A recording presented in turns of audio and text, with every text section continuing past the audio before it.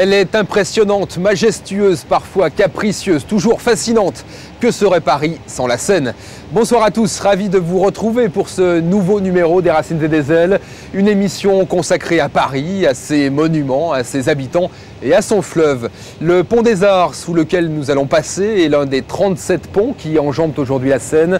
Il est l'un des plus romantiques de Paris, d'où les amoureux peuvent admirer le fleuve, bien sûr, mais aussi sur la rive droite, la façade de la grande galerie du Louvre, et sur la rive gauche, juste en face, la coupole des académiciens, le célèbre dôme de l'Institut de France. Le pont des Arts est donc une passerelle entre deux monuments emblématiques de la culture. Il est aussi le premier pont en fer de la capitale.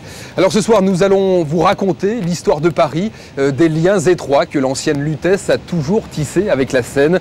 Un fleuve, vous le verrez, que les Parisiens portent profondément dans leur cœur. De l'île Saint-Louis jusqu'au pied de la Tour Eiffel, nous allons vous faire voyager au cœur de ce formidable patrimoine classé par l'UNESCO.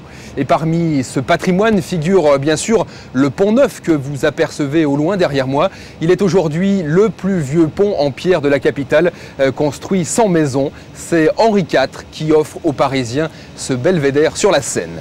La Seine qui nous servira donc ce soir de décor tout au long de ce voyage dans le temps. Un voyage au fil de l'eau, à la découverte des grands et des petits secrets de l'île de la Cité et de l'île Saint-Louis. À la découverte aussi de lieux insolites, de lieux étonnants, parfois inaccessibles du Paris d'aujourd'hui. Voici tout de suite le sommaire de ce nouveau numéro des Racines et des Ailes. C'est un petit village peuplé d'irréductibles Iliens, un village avec son clocher et son boulanger. Sur l'île Saint-Louis, tout le monde connaît Philippe. Depuis 20 ans, chaque matin, c'est à pied qu'il fait sa tournée.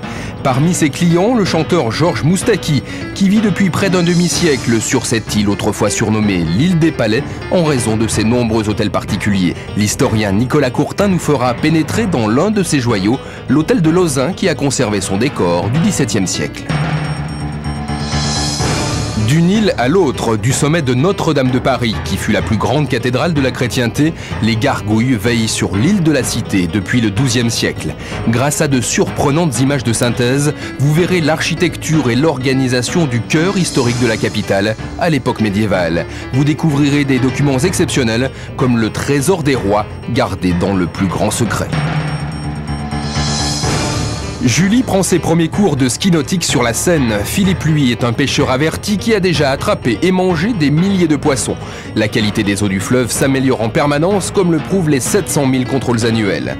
La Seine est sous surveillance. 24 heures sur 24, 7 jours sur 7, les anges gardiens de la brigade fluviale sauvent de la noyade de nombreux imprudents. La Seine est aussi un lieu de vie pour de plus en plus de passionnés. Une timonerie transformée en bureau, Eric a choisi d'habiter sur une péniche face à la Tour Eiffel. Voilà la grande dame de fer comme voisine de palier, c'est un privilège que certains peuvent s'offrir ici sur la Seine. Nous commençons donc notre voyage au cœur du Paris historique par l'île Saint-Louis. L'île Saint-Louis qui autrefois était constituée de deux îlots inhabités, l'île Notre-Dame et l'île aux Vaches. C'est difficilement imaginable aujourd'hui, mais à l'époque, les bestiaux paissaient sur ce petit morceau de terre ici au milieu de l'eau. Les vaches y venaient en barque. Alors le contraste est bien sûr saisissant car l'île Saint-Louis est connue pour ses superbes façades à l'image de celles des palais vénitiens qui bordent le Grand Canal, de prestigieux hôtels particuliers qui donnent sur le fleuve et sur les ponts comme le pont Marie sous lequel nous allons passer, un édifice destiné à relier la future île Saint-Louis au quartier du Marais qui est déjà le quartier à la mode en ce début du XVIIe siècle. L'île Saint-Louis est aujourd'hui l'un des quartiers les plus prisés de la capitale, un quartier où l'immobilier flambe, mais où l'esprit d'origine demeure. L'île Saint-Louis, un village à Paris, c'est un reportage signé Jean-Christophe Chaton, Sam Caro et Charles-Henri Carlier.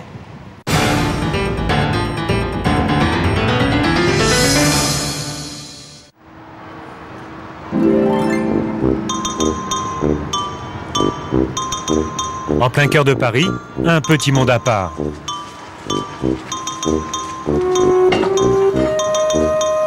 Il est 8 h du matin et l'île Saint-Louis s'éveille.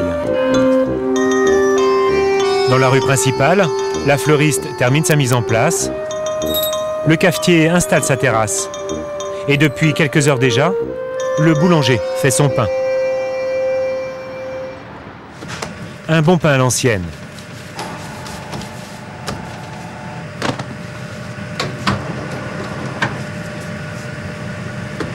Philippe Martin a débarqué sur l'île à l'âge de 9 ans, avec ses parents, eux aussi boulangers, dans des circonstances un peu particulières.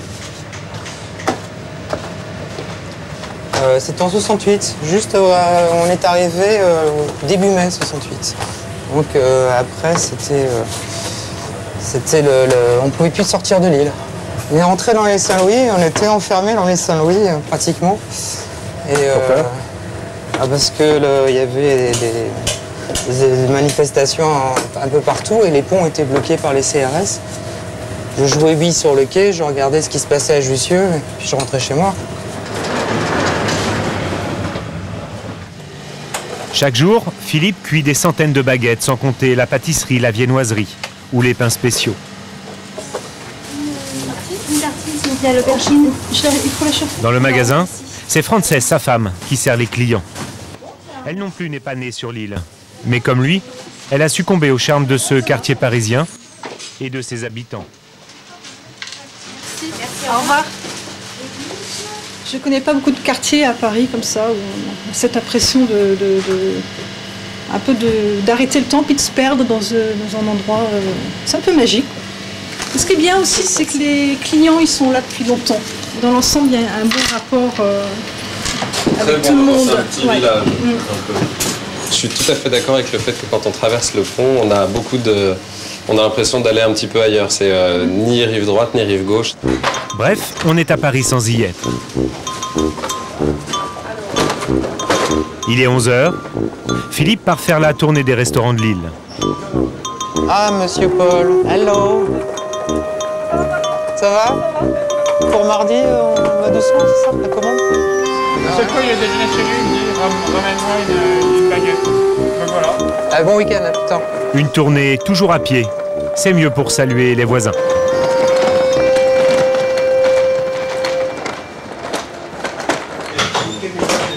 Bonjour messieurs. Alors, les vacances sont bien passées? C'était trop court. C'était trop court? Oh, dites ça, mais bon. Saint-Louis, un quartier paisible, avec ses 3000 habitants. Simplement 8. Excusez-moi, je prends un petit café. Et avec aussi ses bistrots où chacun a ses habitudes. Voilà, c'est ma petite pause. De la route. Voilà. De la tournée. De la tournée. C'est un quartier sympa ici? Très sympa, une très bonne clientèle, agréable. C'est combien de temps que vous êtes là, vous? Moi, 21 ans. Vous habitez là, vous? Pas du tout. Faut y être né comme M. Martin, ou comme mon patron. Oui, Oui. Moi, je suis pas né là. T'es pas né, hein? Pas tout à fait, non. Vous pourriez bouger, vous, justement? Je suis très attaché à mon île, moi. Pourquoi? J'adore l'île. Je suis né ici, mes grands-parents sont arrivés dans les années 50 et ils ont pris le restaurant dans les années 50. Donc moi c'est sentimental. Bon, au-delà du cadre magnifique, ouais, j'aurais du mal à quitter l'île. Ouais. Absolument. Et comment on les appelle, les habitants de l'île Saint-Louis? Les Ludoviciens, ouais, absolument. Ça va? Ouais, Ludoviciens. Pas les Parisiens? Ah non. Non. Mais non. Ah bah laissez les vieux, par Bien sûr que non.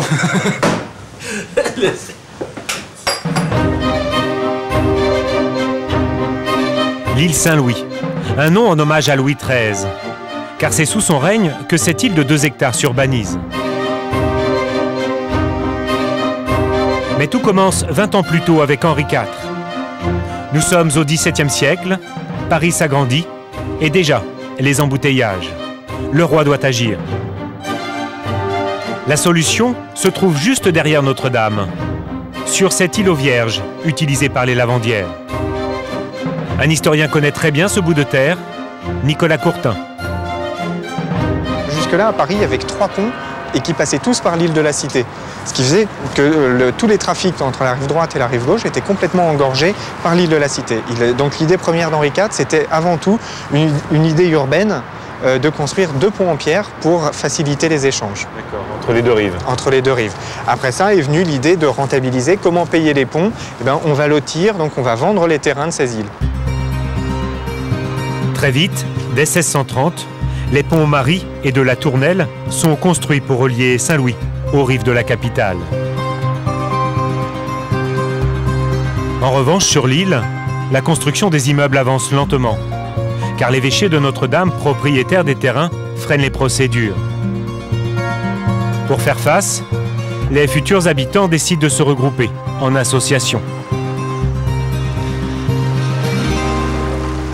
On parle souvent de l'esprit village de l'île Saint-Louis, mais en fait cet esprit existe dès le début, dès la construction, puisque ce sont les propriétaires des terrains, des hôtels particuliers, qui financent et surveillent la terminaison des aménagements. Ça a créé la communauté en fait. Alors c'est un peu ça. Effectivement, dès le début, il y a une communauté et qui est renforcée par le fait qu'on crée très très vite une paroisse dans l'île Saint-Louis. Et après, voilà, ce sont au 19e siècle la Poste, les deux écoles de l'île qui font ce côté village, mais qui en fait existe dès le début de l'histoire.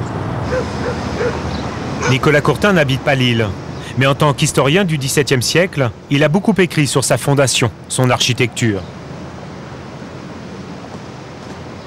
Il connaît aussi certains détails oubliés des habitants, comme cette rampe pavée qui s'enfonce jusque dans la Seine.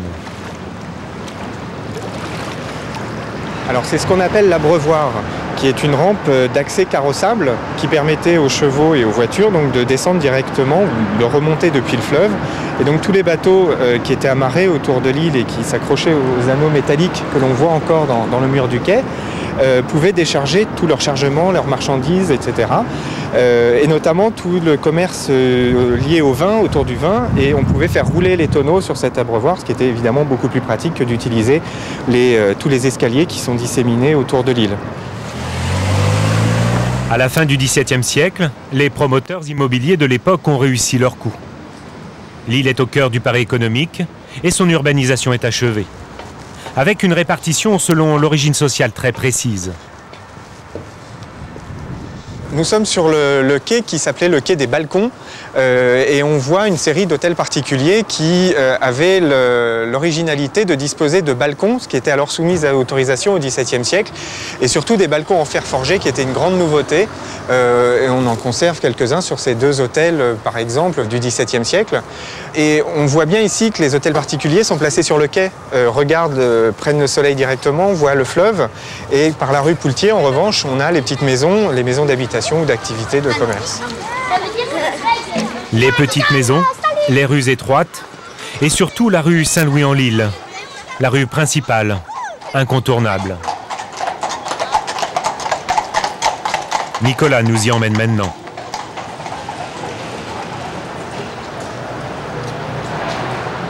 En fait, c'est la colonne vertébrale de l'île, c'est la partie vivante, c'est l'axe commerçant en fait. En fait, l'île se divise en deux parties, les quais avec les palais, les hôtels particuliers. J'utilise le terme palais parce que c'était le nom qu'on donnait au XVIIe à l'île, l'île des palais. Alors il y avait les palais, les habitations aristocratiques autour, et à l'intérieur, l'axe, la colonne vertébrale de l'île avec les commerces et les logements bourgeois, plus bourgeois, plus modestes en fait. Avec une architecture différente? Alors oui, tout à fait. À l'intérieur, on a l'architecture parisienne traditionnelle, moins somptueuse que les hôtels particuliers des quais. Ce sont des façades en enduit, donc blanches, traditionnelles parisiennes, sans décor particulier. Par exemple, à droite, ici, à l'angle de la rue Budet, on voit un immeuble très très simple, typique, une travée, des bandeaux d'étage, les fenêtres posées directement sur les bandeaux d'étage, pas de garde-corps décoratif. C'est vraiment toute la dichotomie de l'île, c'est le luxe à l'extérieur et à l'intérieur. Voilà, quelque chose de beaucoup plus fonctionnel, de beaucoup plus commun en fait. Cette rue reste aujourd'hui le cœur du village. Le week-end, c'est ici que les Iliens et les passants se croisent.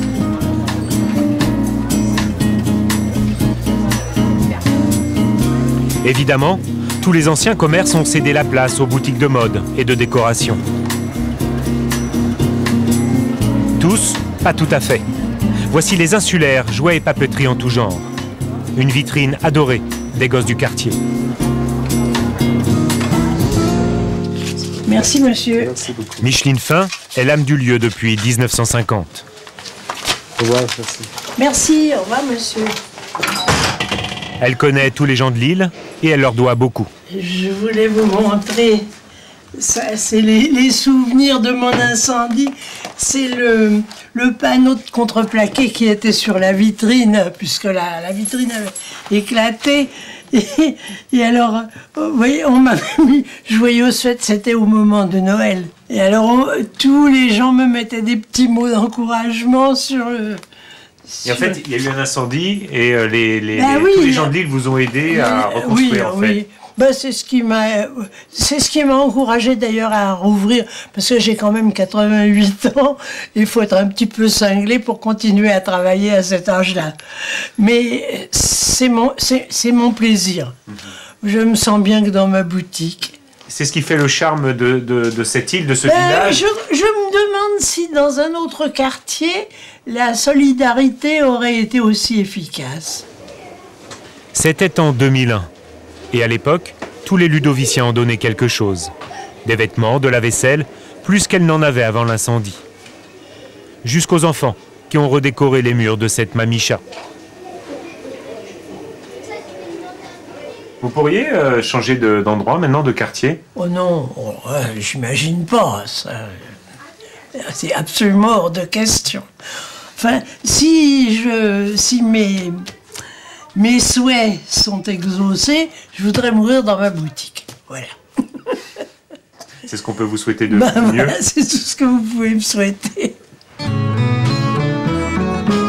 Il y a les inconnus, et puis il y a les stars. Comme ce grand nom de la chanson française. Avec ma gueule de métèque, de juif errant, de pâtre grec, et mes cheveux aux 4 vents. Avec mes yeux tout délavés, qui me donnent l'air de rêver, moi qui ne rêve plus souvent. Vous venez souvent ici, dans ce jardin? Quand il fait beau, je m'assois, je me prends le soleil. C'est un beau jardin. Et vous venez ici vous reposer? Je viens ici parce que j'ai des souvenirs, même du temps où j'habitais pas l'île. Je venais faire mes promenades amoureuses. Et je continue à l'occasion. Venir faire vos promenades amoureuses? Oui. Georges Moustaki, insulaire depuis 45 ans. Il n'a jamais dédié une chanson à Saint-Louis, mais il l'évoque volontiers, au détour d'une rime. J'ai grand faiblesse pour les femmes qui se promènent à Paris, dans les jardins de Notre-Dame,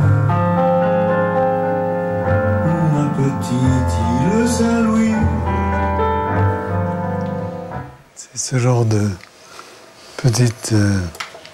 Et vous l'avez cité combien de fois dans des chansons? 3-4 fois, c'est pas un dada monomaniaque. Une intimité discrète entre un homme et son île. Une relation qui n'est vraiment pas due au hasard. D'abord, je trouve que c'est un privilège, une île. C'est un endroit clos, c'est un endroit matriciel. C'est un endroit esthétiquement très beau. Il est très beau parce qu'il y a, à quelques exceptions près, une grande unité architecturale.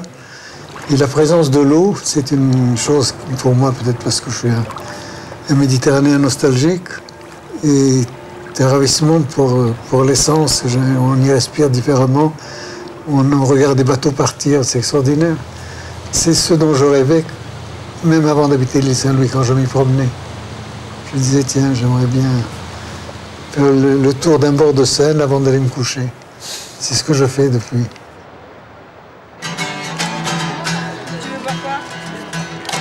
Le champagne coule à flot. Sauf que ce soir, il n'y aura pas de tour de Seine, car il y a dîner de quartier.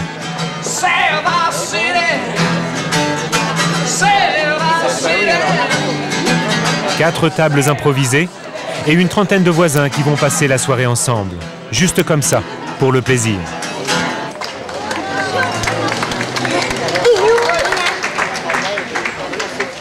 Attention les enfants. Et comme souvent, c'est Afis qui a fait la cuisine. Poulet tandoori et à l'afghane, car ici tout le monde adore les petits plats de cet antiquaire. Et voilà. À table. Enfin, Bon appétit. Est-ce que tu nous ouvres un restaurant? Ah, ça, j'aimerais pas. Par contre, ça, au restaurant, j'arriverai pas à faire ce que je fais. Parce que ça, c'est fait avec envie et... Vous faites souvent ça à Fise? Ce genre de dîner? 4-5 fois par an, à peu près. Ouais. Plutôt pendant les beaux jours, c'est ça? Les beaux jours pour les dîners d'automne, le printemps. Et Faites puis, les saisons, très souvent, au mois d'août, comme c'est très calme, il n'y a personne, du coup, bah, on fait ça. Qui sont les gens qui sont ici? Enfin, je veux dire, c'est le passage aussi qui fait que bon, c'est pas une invitation officielle quand on demande aux gens. Et puis après, bon, c'est comme ça, dès qu'ils passent, on trouve que c'est sympa. C'est-à-dire qu'il y a des gens qui sont peut-être pas du quartier qui peuvent s'arrêter, qui vont manger. Ben, c'est arrivé, oui, oui, oui. Ça vous dérange pas? Ah, pas du tout, pourquoi? Vous savez, dans nos plats que moi je fais, quand il y en a pour 20, il y en a toujours pour 40. Donc il n'y a pas de problème. Donc les gens de l'île Saint-Louis sont accueillants? Très, très. Moi, ça fait 25 ans que je suis là. En dehors de l'île Saint-Louis, je suis très malheureux. Tiens, tu mets de raïta dessus? L'île Saint-Louis, une terre d'adoption pour beaucoup venus d'horizons lointains. Égypte, Algérie, Amérique. Hafiz, lui, vient d'Afghanistan. Et ici, il ne s'est jamais senti mis à l'écart. J'ai jamais eu cette impression et j'ai toujours été bien accueilli. Même jusqu'à ce soir. Enfin, j'espère que ça continuera. Hein. On ne sait pas. Hein. En fait, j'ai pensé il y a quelque temps, Hafiz c'est le gardien de l'île. Oui, c'est parce qu'il connaît tout. Il connaît tout. Si vous venez en renseignement, vous allez le voir. Moi, ça fait 35 ans que je suis là, ça fait plus longtemps que lui, mais il connaît plus que moi. Ah, c'est vrai. Même en français, non, j'ai choisi la France. Et vous, Jacques, vous n'auriez pas envie de pousser une petite chansonnette comme ça dans... Je ne sais plus faire ça. Vous ne savez plus faire ça? Non, mais c'est comme... je suis dans ma famille, je suis pas... Et dans la famille, on chante pas? Quand on est chanteur, on chante pas dans la famille. La fête va durer. La petite famille se couchera bien tard ce soir.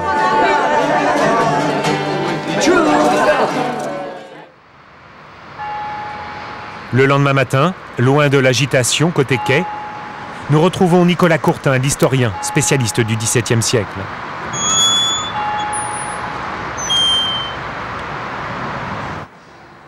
Il veut nous montrer l'un des joyaux de l'île, méconnu des Parisiens. Voici l'hôtel de Lauzun, un hôtel qui se visite sur rendez-vous uniquement.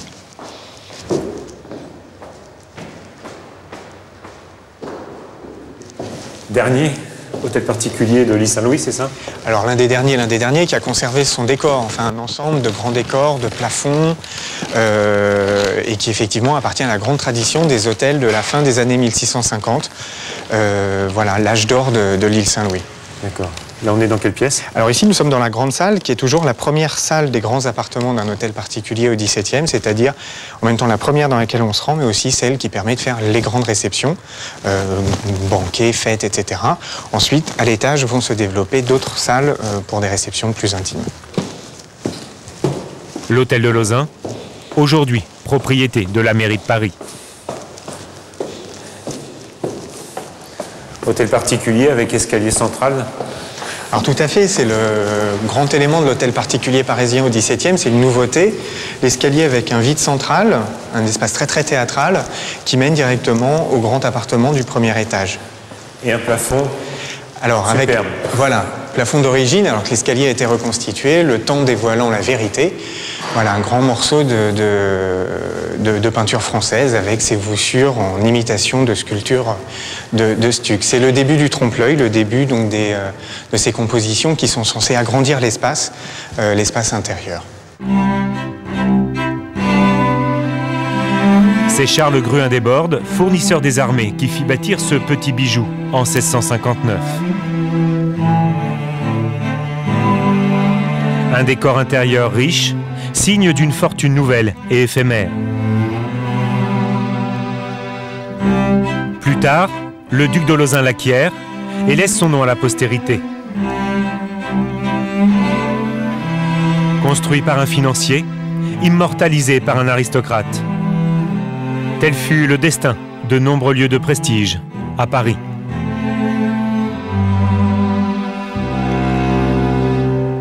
Voilà la la grande chambre d'apparat, qui avait autrefois une alcôve à la place des 2 tribunes que nous avons aujourd'hui. Ces tribunes qui datent en fait de la restauration du début du XXe siècle, où tous les lambris ont été assez profondément repris. En revanche, la chambre a gardé son grand plafond, qui est l'un des chefs-d'œuvre de l'hôtel, avec ici un morceau de peinture centrale qui représente la toilette de Vénus, le tableau central du grand maître. Les pièces semblent assez petites dans cet hôtel particulier, c'est normal? Alors c'est effectivement un hôtel qui n'est pas très vaste. On a quand même réussi à placer 4 pièces en enfilade, selon la grande tradition française. Mais effectivement, ce n'est pas un hôtel qui a une très grande superficie. Avec les 2 petits balconnets. Alors, ces 2 balconnets sont donc des restaurations, comme je vous l'ai dit, qui ont permis de transformer la chambre en salon de musique. Mais en même temps, ça correspond bien à l'idée du XVIIe siècle, puisque la chambre de parade n'était pas un endroit pour dormir, mais bien un endroit de réception, comme un salon. Et donc, de placer des musiciens dans cette chambre n'est finalement pas un contresens complet. Juste à côté, la vraie chambre à coucher, avec son alcôve d'origine. Et là aussi, un décor somptueux, très tendance pour l'époque. Est-ce que c'était chic au XVIIe siècle ou au XVIIIe siècle d'habiter sur l'île Saint-Louis? Alors complètement, au XVIIe c'est ultra chic parce que ça permet d'être à proximité du Marais, mais pas vraiment au Marais. C'est-à-dire un nouvel endroit, moderne, complètement nouveau, neuf, à proximité de Notre-Dame. C'est aussi très chic d'être à proximité de Notre-Dame. Après, ça va un petit peu décliner. D'ailleurs, au XVIIIe siècle, les habitants de l'île sont essentiellement des parlementaires qui travaillent au palais, donc sur l'île de la Cité, et qui habitent ici. Et puis après, comme le centre de Paris, voilà, ça va progressivement baisser. Jusque dans les années 1980. À cette époque, la côte de l'île va franchement remonter. Aujourd'hui, c'est même l'un des quartiers les plus chers de la capitale. 10 000 € le mètre carré. Du coup, Saint-Louis est plus accessible à la clientèle étrangère. Les Américains notamment.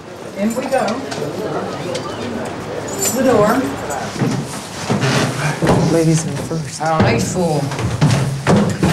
Good thing I walked this 1,000 times. Là, on est dans du typique de l'île. Absolument. Tout à fait. Petits escaliers. Petits escaliers, immeuble 18e, pierre apparente, outre. Par contre, les plaisirs de l'île, nous n'avons pas d'ascenseur. I understand, but that's marvelous. Yeah. I think you do something very good. Il y a quelques mois, Edith Klessel a vendu à ses Californiens ce petit 2 pièces en très mauvais état.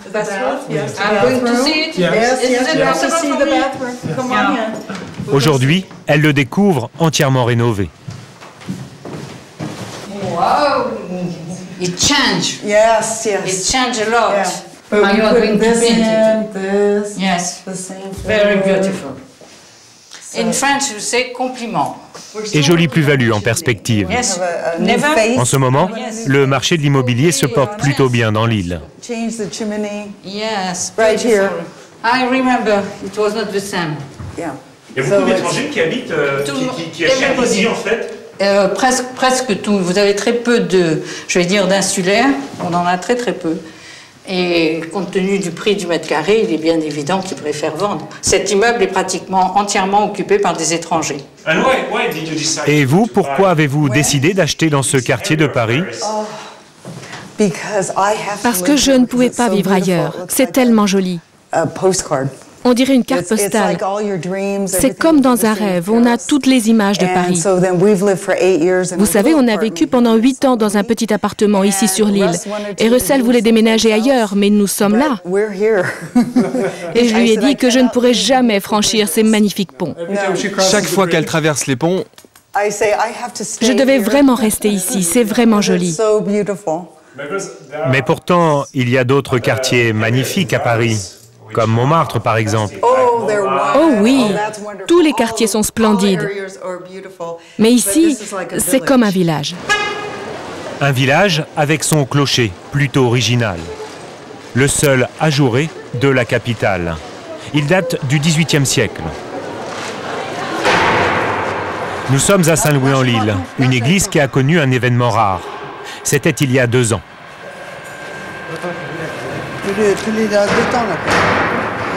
La construction d'un grand orgue classique. Ça n'était pas arrivé à Paris depuis le 19e siècle. Le treuil central. Est-ce qu'il passe entre l'orgue et la corniche? Il n'y a pas de problème. Bernard Aubertin est le facteur d'orgue. Pendant des mois, dans son atelier, il a dessiné l'instrument. De leur côté, ses ouvriers ont taillé et sculpté les milliers de pièces de ce mécano musical.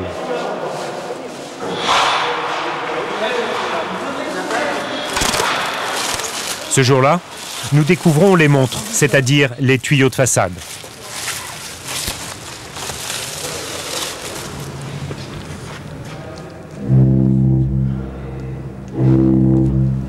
Marche Qu'est-ce que bien. vous faites là? Je contrôle si le tuyau donne toujours sa note, parce que c'est pas quand il sera en haut qu'il faut se poser la question. Et là, je vais enlever les traces de doigts. Si quelqu'un voit une marque, il faut le dire, moi je vois rien. Quel endroit où... Vous les bichonnez comme si c'était de l'argenterie? Ah oui, c'est le jour de l'argenterie, oui. Dans certaines grandes maisons, c'est le mardi. Alors, nous sommes à Saint-Louis, c'est le mardi. Voilà, allez. Une fois astiqué, il faut hisser les tuyaux à une vingtaine de mètres de hauteur. On le met à la verticale. Alexandre, tu descends le tuyau. Sinon, tu pousses Jean-Marc en bas. Allez, descends du pied. Je peux pas descendre. Touche pas par terre. Jusqu'à 60 kg pour le plus lourd. Et il y a 200 tubes en tout.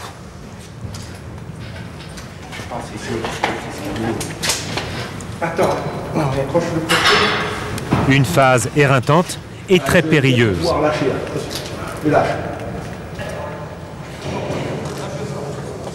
Ça a l'air délicat comme opération. Le tuyau tombe par terre, on l'oublie. Il est mort. C'est vite vu parce que c'est de l'étain, c'est un métal qui est souple et s'il tombe par terre, il s'aplatit comme une vieille chaussette. Vas-y. Et le tuyau est à refaire. On pose. Il y a Thomas qui l'a. Il est dedans? Ah, il est dedans. C'est devenu une chose rare, surtout des gros instruments comme celui-ci.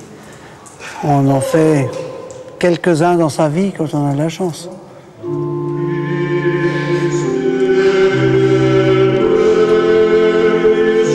Aujourd'hui, l'orgue est achevé. Il joue la prière des fidèles.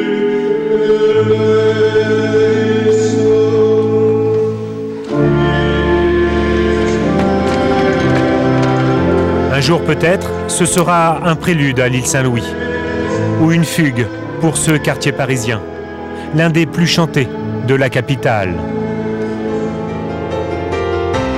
Je t'adore mon île, tout juste au centre-ville, ton sourire si pur, épinglé sur les murs, et ton espace intime, radieux jusqu'au crime, me soulève de terre, et je flotte légère dans ce champagne frais, au fond de les regrets.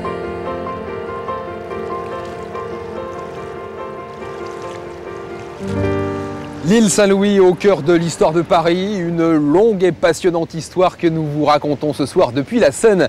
Bonsoir Nicolas Courtin. Bonsoir. Vous êtes historien, c'est vous qui dans le reportage nous faites découvrir les palais de l'île Saint-Louis. Alors nous longeons à présent l'île de la Cité qui est un petit peu sa grande sœur, l'île de la Cité qui a eu une vocation très politique, qui a joué un rôle très important dans l'histoire de Paris et même dans l'histoire de France. Bien sûr, c'est la grande sœur politique, comme vous le dites, avec ces deux pôles de pouvoir, la cathédrale, pouvoir religieux, et à l'autre bout de l'île, le palais, donc pour le pouvoir temporel qui devient ensuite le palais de la justice. Alors aujourd'hui, ce que l'on voit, c'est bien sûr pas du tout ce que l'on voyait à l'époque. L'île de la Cité était tout à fait différente avec beaucoup d'églises et beaucoup de chapelles. L'île de la Cité que nous voyons aujourd'hui, c'est une île qui date du milieu du 19e, des aménagements du baron Haussmann, qui en a fait une cité administrative, effectivement complétant ses lieux de pouvoir avec la préfecture de police et différents aménagements, et surtout éradiquant quasiment complètement tout le côté village et cœur de Paris, et la trentaine de chapelles et d'églises qui se trouvaient à l'ombre de la cathédrale. Alors nous sommes sur le petit bras de la Seine, nous longeons toujours l'île de la Cité au pied de Notre-Dame de Paris. Le panorama a également changé puisque sur tous les ponts de Paris, en tout cas sur énormément de ponts, il y avait des maisons et des échoppes. Jusqu'au XVIIe siècle, jusqu'au Pont Neuf, on construit des maisons sur les ponts de Paris.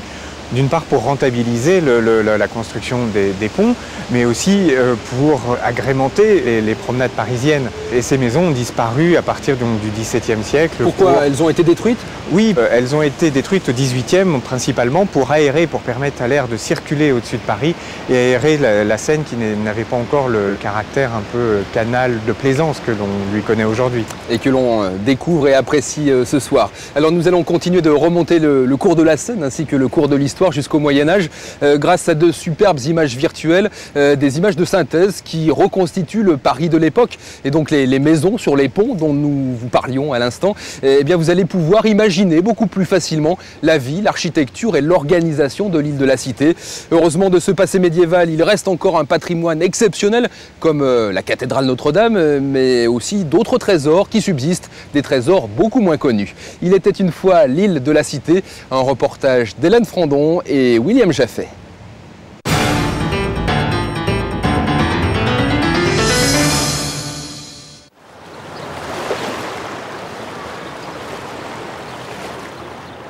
Notre-Dame, premier monument de France.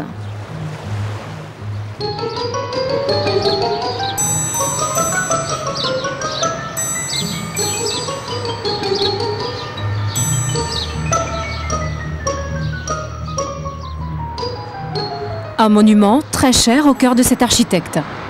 Benjamin Mouton travaille depuis 7 ans dans cette cathédrale. Il est ici presque chez lui. Les gargouilles et les chimères inspirées du Moyen-Âge lui sont même devenues familières. Ah, il y a des choses qui sont tellement prodigieuses. Comme regardez ce pingouin qui est là, cet oiseau ici. Alors, il y a toujours un élément naturaliste, réaliste en quelque sorte. Mais tout d'un coup, hop, ça décroche. Et puis, il y a quelque chose de paradoxal qui vient lui donner un côté inquiétant, mais tellement efficace. Depuis le XIIe siècle, cette cathédrale est un modèle d'architecture dans toute l'Europe. Cet art français a marqué la naissance d'un gothique rayonnant, à la fois élégant et audacieux. À ce niveau de la cathédrale, on est un peu à un moment charrière de l'architecture et vous voyez comme ces tours sont beaucoup plus ajourées avec une architecture qui est beaucoup plus élancée, qui est beaucoup plus aérienne malgré le beffroi qui est derrière qui semble l'occulter de cette façon. On est dans une civilisation qui devient urbaine et cette civilisation urbaine a besoin de construire quelque chose. Et elle a besoin de se révéler, de s'exprimer. Et on le trouve à Saint-Denis avec Sugère, on le trouve ici avec Maurice de Sully. Au fond, l'envie d'exalter cette nouvelle société en l'ancrant fortement dans la foi religieuse catholique et pour laquelle eh bien, le meilleur service, c'est de lui donner des architectures qui la magnifient. Alors on construit des choses gigantesques, pleines de lumière. Une espèce de nouvelle grande respiration de la société commence à cette époque-là.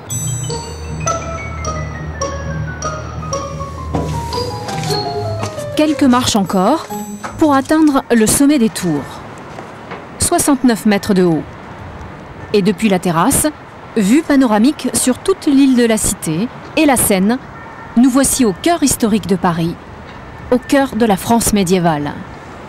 Notre-Dame était le plus grand édifice de Paris. C'était un édifice qui avait des dimensions qui se voyaient évidemment de partout, mais il ne faut pas oublier que c'était, à l'époque où elle a été construite, la plus grande cathédrale du monde occidental et probablement de la chrétienté. Notre-Dame, cathédrale vertigineuse, dissimule l'un des secrets de son élévation derrière une petite porte.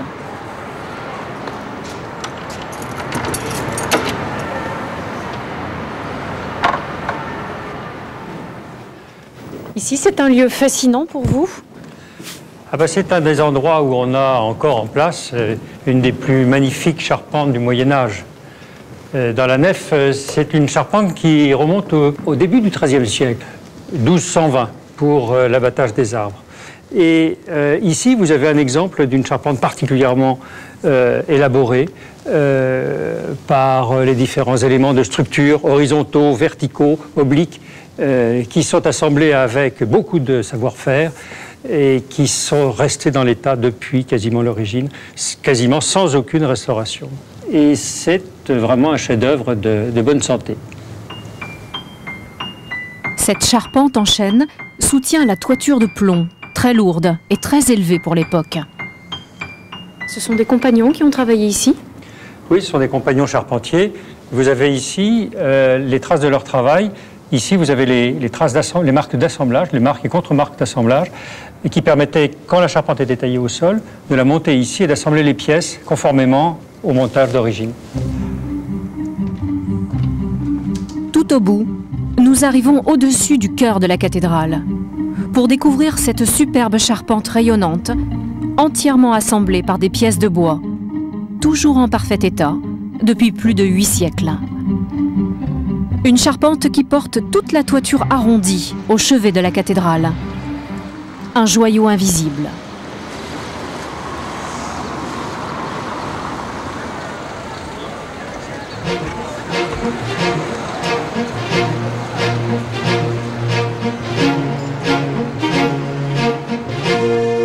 Donc vous allez vous mettre en place? Dans la cathédrale, vidée de ses visiteurs, se prépare un concert. Le chef de chœur a rassemblé une partie de la maîtrise de Notre-Dame. Parmi les chanteurs, Cécile et Andrés. Leur répétition va commencer.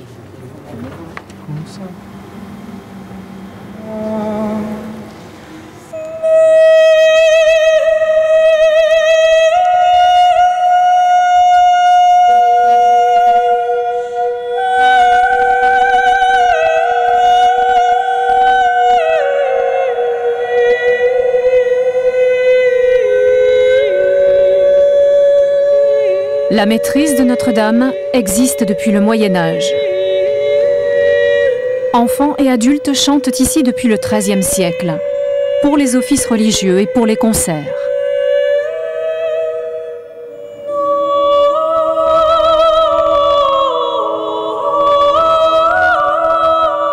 Une histoire quasi ininterrompue qui a séduit Cécile et Andrés.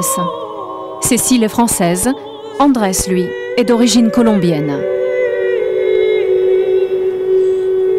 Moi personnellement, je pense que c'est un bonheur. C'est quand même quelque chose d'assez magique de faire résonner ces pierres. C'est quand même une acoustique qui n'est pas souvent très facile et très généreuse vu la taille du lieu.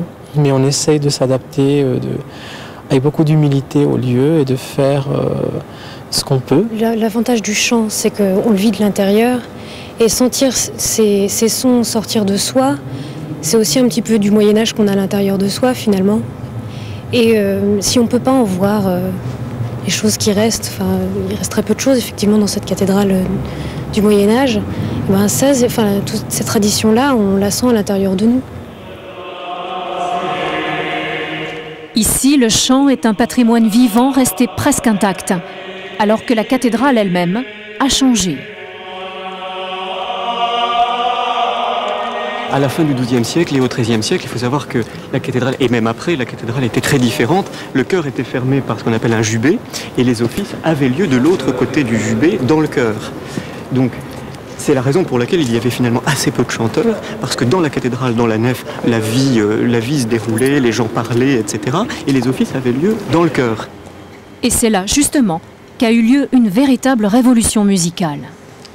L'école de Notre-Dame, c'est un courant musical qui est né ici à Notre-Dame au moment même où on a construit la cathédrale. Et on a dans cette musique de l'école de Notre-Dame un rythme qui apparaît. Donc à la fois des voix qui se superposent les unes aux autres et un rythme. Et c'est donc ici, à Notre-Dame, à cette époque-là, au moment même de la construction de Notre-Dame, qu'est née ce qu'on appelle aujourd'hui la polyphonie, qui est à la base de toute la musique occidentale depuis, et qui a rayonné sur toute l'Europe à ce moment-là, depuis Notre-Dame de Paris.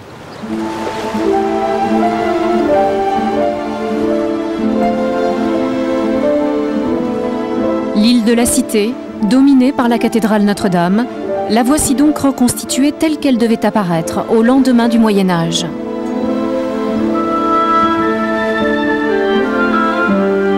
Les badauds qui arrivent alors par le fleuve découvrent une île très peuplée, hérissée de maisons étroites.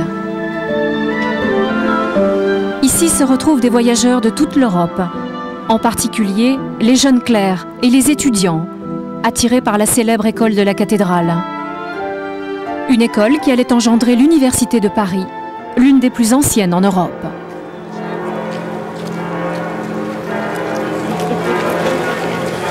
À l'intérieur de l'île, la foule se presse dans les ruelles bruyantes qui mènent jusqu'au pied de la cathédrale.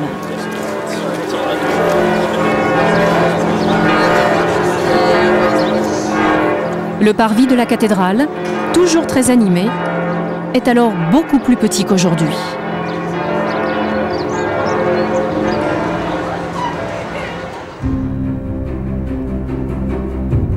Mais quittons le quartier Notre-Dame et passons de l'autre côté de l'île, sur les terres du roi.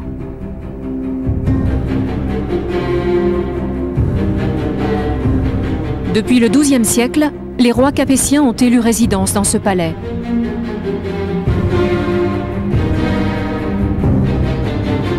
Ce palais abrite les appartements du roi, l'administration, la justice et les services royaux.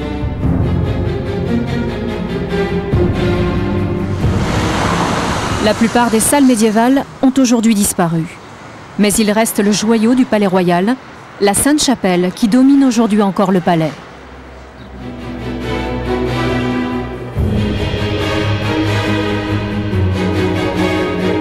Depuis le XIIIe siècle, cette chapelle se dresse au beau milieu de la cour.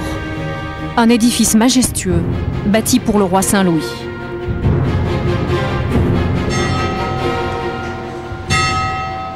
À ce jour, la Sainte-Chapelle reste l'édifice le plus élevé de l'île de la Cité.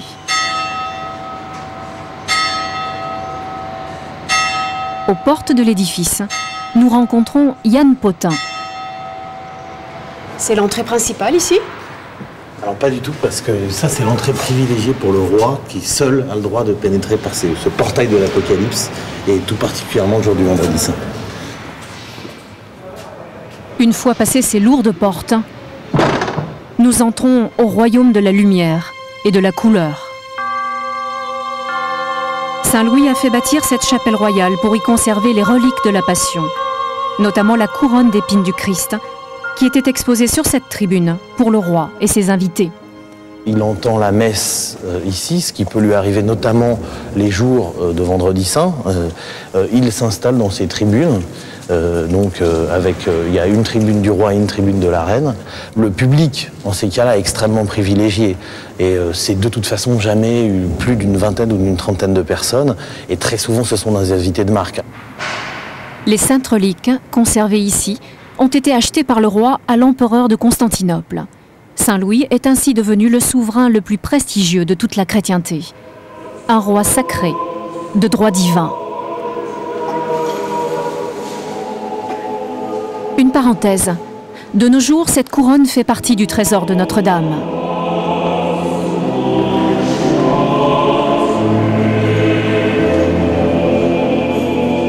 Tous les vendredis saints, les chevaliers du Saint-Sépulcre la retirent de son reliquaire et la présentent à la foule.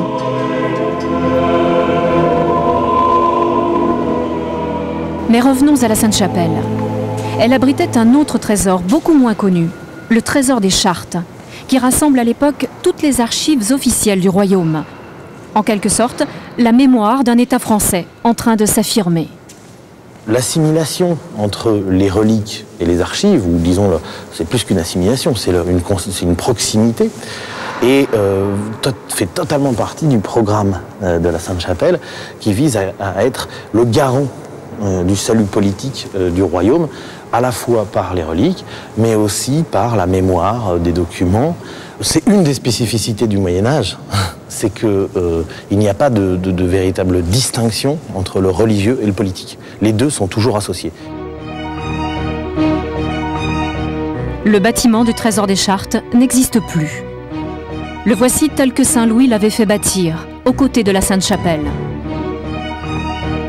Les précieuses archives du royaume y furent gardées à l'abri jusqu'à la Révolution. Aujourd'hui, ce trésor se trouve aux Archives nationales dans le quartier du Marais. On peut y découvrir les plus belles chartes royales décorées, issues de ce trésor de la Sainte-Chapelle. Des chartes aux emblèmes du pouvoir, comme le dragon ou le griffon, mais aussi les fleurs de lys. On y trouve même des portraits royaux uniques.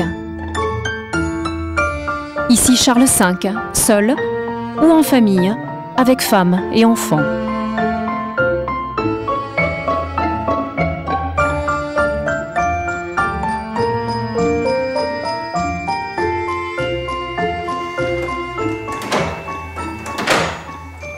Les documents les plus emblématiques de l'histoire de France sont enfermés dans une armoire spéciale, dissimulée dans le mur. On l'appelle l'armoire de fer. C'est ici que nous venons consulter des archives liées à l'histoire de l'île de la Cité.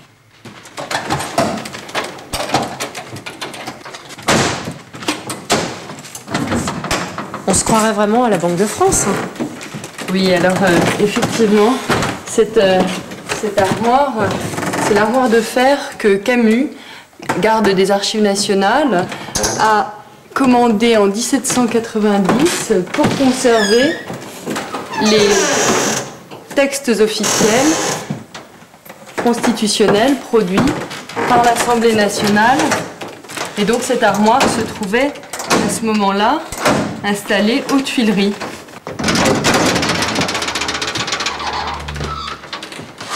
L'un des documents les plus anciens est un parchemin. Ce manuscrit précieux est en fait l'acte de fondation officiel de la Sainte-Chapelle par Saint Louis en 1246.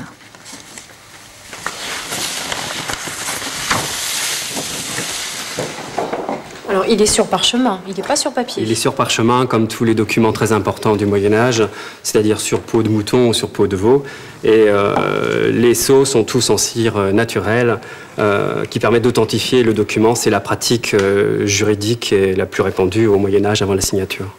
C'est l'acte en fait par lequel Saint Louis unit définitivement les reliques de la Passion à sa dynastie, à la dynastie capétienne, on peut le dire.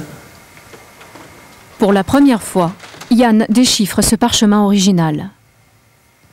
À un endroit du texte, Louis IX précise que ce trésor, le trésor de Totum Tesum Capelle, tant d'or et d'argent et toutes les pierres précieuses, ainsi que les livres, puisqu'il y a aussi des livres, et peut-être déjà justement des archives, ne peut pas être aliéné. Donc c'est une des rares mentions, peut-être une des plus anciennes, où finalement on crée l'idée d'un patrimoine public, entre guillemets, c'est-à-dire de biens inaliénables, hormis pour le salut de la personne du roi. Sur ces étagères, un autre document nous attend. Un document spectaculaire, car il s'agit cette fois d'un procès historique qui a eu lieu sur l'île de la Cité au XIVe siècle. Plusieurs cartons concernent l'affaire des Templiers, notamment les cartons concernant les interrogatoires. Dès l'arrestation des Templiers, en octobre 1307, le roi de France a réussi à faire interroger des dizaines et des dizaines de Templiers sur tout le territoire, et notamment à Paris. Et on a conservé le rouleau d'interrogatoire qui s'est déroulé de la mi-octobre à novembre 1307. Ce rouleau mesure près de 25 mètres de long. Une centaine de feuilles de parchemin sont cousues, les unes à la suite des autres, et authentifiées par des signes de notaire.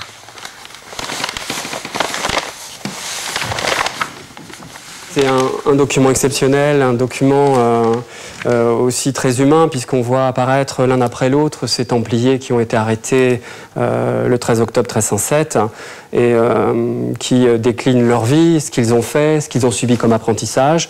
Ils indiquent à quelle époque ils ont été recrutés. On a donc tout le parcours de chacun de ces Templiers. Le plus connu d'entre eux est Jacques de Molay, interrogé lui aussi par l'inquisiteur. Là, on lit bien frère Jacques de Molay, grand maître de l'ordre de la milice du Temple. On pose des questions à Jacques de Molay, des questions qui ont été préétablies. comme pour tous les autres Templiers. Et on lui demande, par exemple, s'il a craché sur la croix du Christ. Alors il dit qu'effectivement, lorsqu'il est rentré Templier, il a vu la croix du Christ sur laquelle on lui a demandé de cracher. Et effectivement, j'ai craché, mais par terre, pour indiquer qu'il n'avait pas fait le geste jusqu'au bout. Et donc aussi avoir une preuve de sa bonne chrétienté. Les Templiers ont fini par renier leurs propres aveux devant l'inquisiteur. Jugés relapses, ils furent condamnés au bûcher par le roi Philippe le Bel.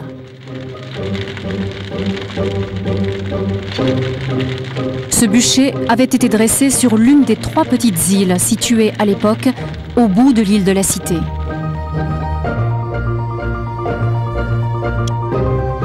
Au XVIIe siècle, cet espace a été remblayé. On y a construit la célèbre place Dauphine.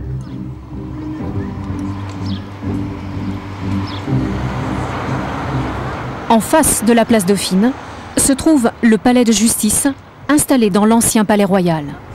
Chaque jour, 15 000 avocats, magistrats et justiciables s'y croisent. Derrière ces murs siège la Cour de cassation, mais aussi la Cour d'appel de Paris, qui traite le plus grand nombre d'affaires civiles, pénales et sociales en France. La justice sur l'île de la Cité, c'est une tradition. Une histoire intimement liée à celle du pouvoir politique, et d'abord du pouvoir royal. À commencer par les costumes de justice. Voici, face au palais, l'un des plus anciens costumiers de Paris. Ce jour-là, Jérôme Julien, qui enseigne le droit, est venu récupérer une partie de son costume. Cette épitoge qu'il porte sur l'épaule lors de cérémonies. Est-ce que la forme des épitoges change selon les... Oui, selon les pays, oui. Le rouge, c'est une couleur très ancienne dans le domaine du droit et de la justice. C'est une couleur très ancienne et c'est une couleur très symbolique. Elle a toujours symbolisé le fait de rendre la justice parce que la couleur pourpre était à l'origine attribuée au divin, puis au royal. Or, c'est le roi qui rend la justice. Le roi est dit fontaine de toute justice. Lorsque les magistrats rendent la justice en son nom, ils doivent arborer le signe ostensible de ce pouvoir royal. Par conséquent, la robe des magistrats, la robe des juges sera la robe du roi et par conséquent, ils auront la couleur royale, le rouge. Témoin, le manteau actuel du premier président de la Cour de cassation. Il est rouge et orné de fourrure, autrefois de l'hermine. C'est un héritage du manteau royal. Alors, il existe un détail qui est un détail caché dans la robe des magistrats, puisque, en effet, ils comportent tous une traîne. Traîne, vestige de l'époque où la magistrature conférait un statut particulier dans la société. Plus la robe était longue et plus la personne était importante, simplement pour des raisons pratiques évidentes, cette traîne est repliée à l'intérieur de la robe. Aujourd'hui, on ne la voit plus, on ne la déplie plus, mais on en garde encore le souvenir avec ce bout de robe triangulaire qui est rabattu à l'intérieur de la toge. La justice est rendue au nom du peuple français, les arrêts de la Cour de cassation commencent par cette formule, et pourtant, les plus hauts magistrats de la Cour de cassation portent encore aujourd'hui le manteau royal. Napoléon l'avait restitué aux magistrats après la Révolution, et on ne s'en est jamais départi depuis. Ah, voilà ma robe. Voilà. Alors, vous faire aussi votre robe. Merci. Frédéric Écolivet, lui, essaye une nouvelle robe d'avocat. Il faut bien ajuster le corps. Noir, sobre et dépourvu de toute fourrure, le costume traditionnel des avocats qui exercent au barreau de Paris. Qu'est-ce que ça signifie pour vous, cette couleur? La couleur noire, c'est la couleur des robes d'avocats depuis le XIIIe siècle. C'est la couleur de la robe des anciens clercs, la couleur de la soutane. Et le noir, c'est aussi un symbole d'égalité entre les avocats. On dit que le noir nivelle, c'est-à-dire qu'on ne distingue pas les avocats selon la beauté de leur costume. Tous les avocats sont égaux, tous les avocats sont en noir, et ce qui va différencier les avocats, c'est leur talent, c'est leur façon de plaider, c'est leur compétence. Entrons maintenant à l'intérieur du palais de justice, guidé par Frédéric.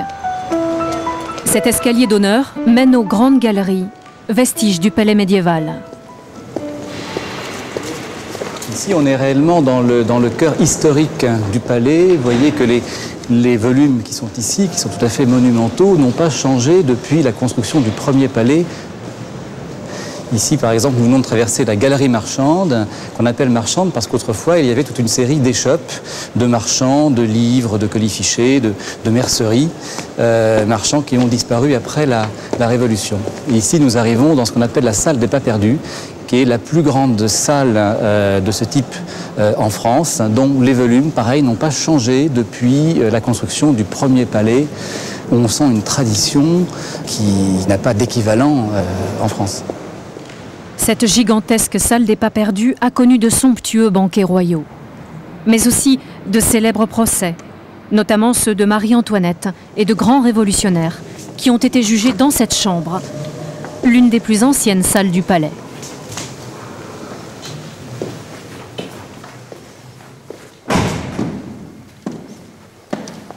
Les racines de la justice sont ici, on le voit dans la disposition du tribunal qui n'a pas changé depuis des siècles. La magistrature assise, la magistrature qui juge, le parquet qui requiert, les plaidants, les plaignants qui sont en arrière du tribunal, avec un petit espace pour laisser les avocats plaider. Cette disposition, vous voyez ici, est immuable depuis plusieurs siècles. Dans ce palais, le roi Philippe le Bel a parfois tenu lui-même un lit de justice, c'est-à-dire qu'il rendait son propre verdict devant les magistrats réunis en parlement. Cette cour de justice était alors la seule véritable cour d'appel du royaume. On pouvait faire appel devant le roi, une décision inférieure. Et aujourd'hui encore, dans ce même palais, les juridictions de première instance et les juridictions d'appel se retrouvent dans ce même lieu. Donc historiquement, effectivement, il y a une grande continuité. Au plafond, côte à côte, les fleurs de lys, emblème du pouvoir royal, et le visage de la République, unis sous les boiseries et les ors du palais. Ici plus qu'ailleurs, la justice se rend avec une certaine majesté. La justice doit être intimidante pour être respectée. Donc la pompe de la justice se retrouve dans le décorum tout à fait représentatif de cette salle.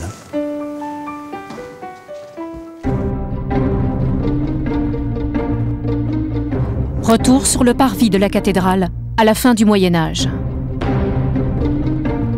Nous y avons découvert les marchés et les habitations. Mais au bout du parvis se dressait aussi un bâtiment unique, le premier hôpital de Paris, l'Hôtel-Dieu, ici à gauche. Un bâtiment immense, en bord de Seine, qui pouvait accueillir jusqu'à 1000 malades en période d'épidémie.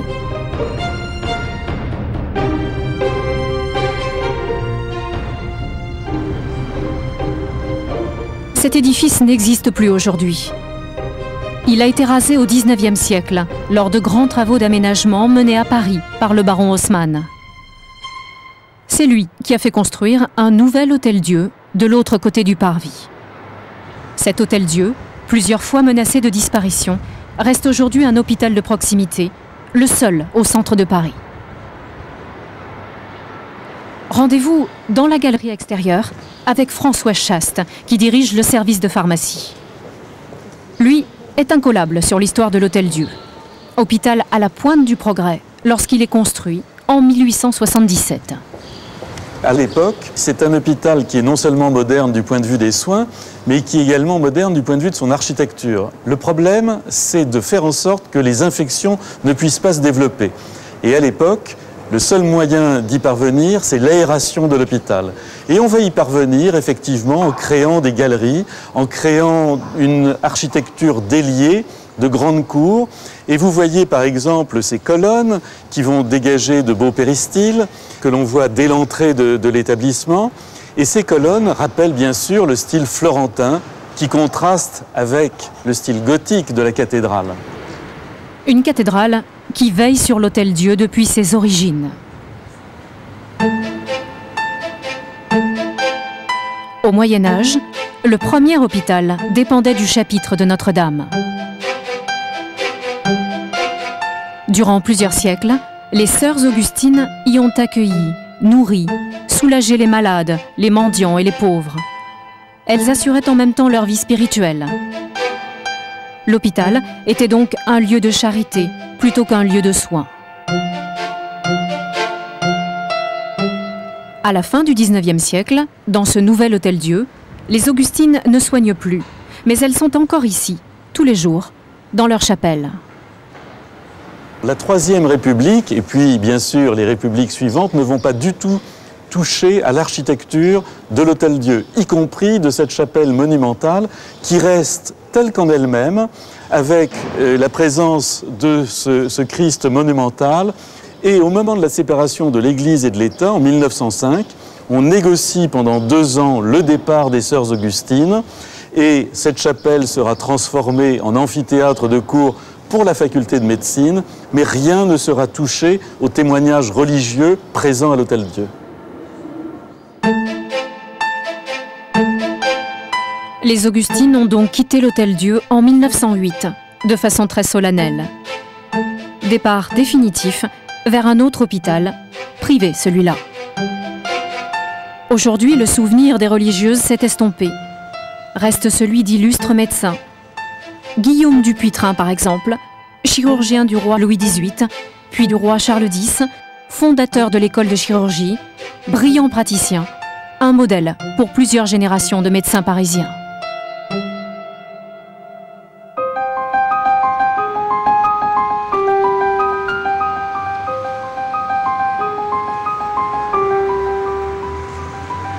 Dimanche matin, au bord de l'eau, l'île de la Cité semble soudain se couvrir de fleurs et d'oiseaux.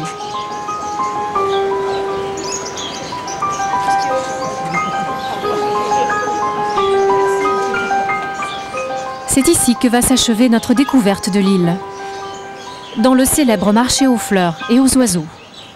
Tel un vaste jardin, une grande volière au cœur de Paris, ce marché est toujours paré de ses plus belles couleurs.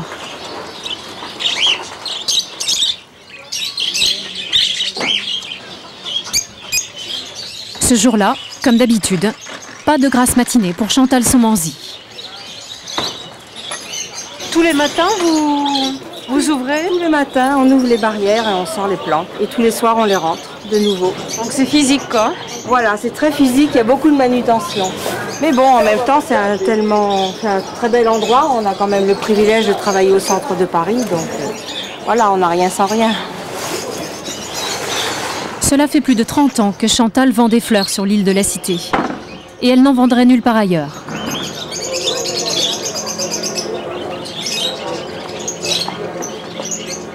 Qu'est-ce qu'il y a de particulier ici? C'est qu'on est en plein air. Vous voyez, les feuilles sont belles, bien vertes, il n'y a pas de feuilles sèches. Les fleurs sont... On voit que ce sont des plantes qui ne souffrent pas. Hein, on sent la santé dans ces plantes. Voilà. Plusieurs générations de fleuristes, déjà, se sont succédés ici, sous ces pavillons qui attirent le tout Paris. Une véritable institution dans la capitale.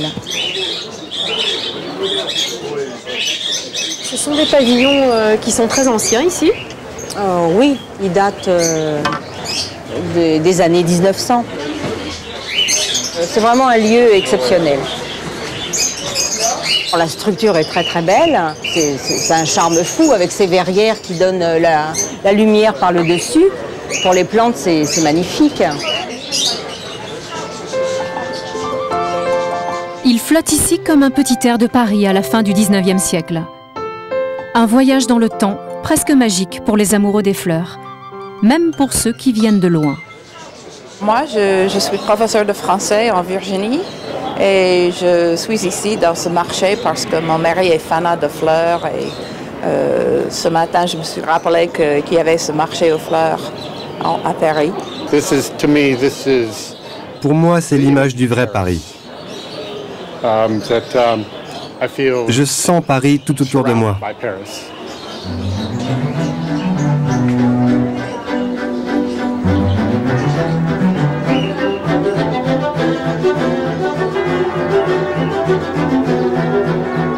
Île au trésor. Petit territoire au cœur de la grande histoire de France.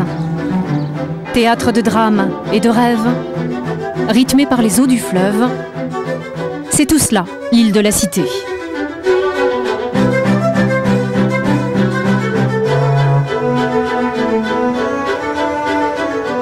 Nous poursuivons notre voyage sur la Seine que l'on peut aisément considérer comme l'une des plus belles avenues de Paris. Nous quittons l'île de la Cité, berceau historique de la capitale, cap à présent sur la Concorde et la Tour Eiffel, avec à ma droite le Louvre et le Jardin des Tuileries, et juste en face le musée d'Orsay, Orsay, l'ancienne gare qui fut inaugurée le 14 juillet 1900 pour l'exposition universelle, et aujourd'hui temple des impressionnistes et de l'art du 19e siècle. La Seine, véritable tableau vivant avec ses lumières, ses berges et ses ponts. Nicolas Courtin, je rappelle que vous êtes historien, vous nous accompagnez ce soir dans ce voyage au fil de l'eau et au fil des siècles. Nous sommes passés sous beaucoup de ponts, des ponts qui à Paris sont vraiment le symbole du pouvoir absolu. Oui, bien sûr, ce sont des équipements urbains qui sont de tels chantiers, qui demandent une telle mise en œuvre technique, de savoir-faire, que seul effectivement le pouvoir, les gouvernements sont capables de mener à bien des opérations aussi périlleuses. Des ponts qui mettent en valeur le pouvoir monarchique, le pouvoir impérial. Et effectivement, ils sont un peu considérés comme des dons du pouvoir du roi puis de l'empereur à la ville. Et ces ponts sont ainsi régulièrement et généralement décorés de symboles qui évoquent soit la personnalité de royale ou impériale, soit des événements. À partir du 19e siècle, les ponts commémorent des événements historiques importants comme les batailles napoléoniennes. Oui, leur nom d'ailleurs, à Paris, il y a beaucoup de noms de ponts qui portent le nom de victoire napoléonienne. Bien sûr, le pont d'Iéna, le pont d'Austerlitz, le pont d'Arcole par exemple, sont des évocations de grands moments forts de l'histoire qui sont matérialisés ici pour l'éternité à Paris dans des constructions en pierre. Nous approchons du pont de la Concorde qui lui fut construit au moment de la Révolution, construit notamment, Nicolas Courtin, grâce aux pierres de la Bastille. Alors oui, c'est un pont qui a une histoire extrêmement compliquée qui résulte donc des événements de la fin du XVIIIe siècle. C'est un pont qui est prévu dès le début du projet de la place de la Concorde, comme pendant à la rue Royale, et qui est terminé seulement en 1791. Et à cette occasion, effectivement, la chaussée est pavée de pierres provenant de la Bastille. Là, c'est très symbolique, hein. On marche sur les pavés de la Bastille. Voilà. Ce pont, en fait, n'a jamais été terminé. Son décor est extrêmement simple. Alors tout à fait, c'est un pont qui, du coup, a un effet presque pyranésien, très néoclassique, avec ses colonnes très très lourdes, et qui n'ont jamais reçu les sculptures, les statues qui devaient être placées sur le parapet à la manière un peu d'un pont romain, et dans un esprit qui est complètement étranger au pont parisien traditionnel.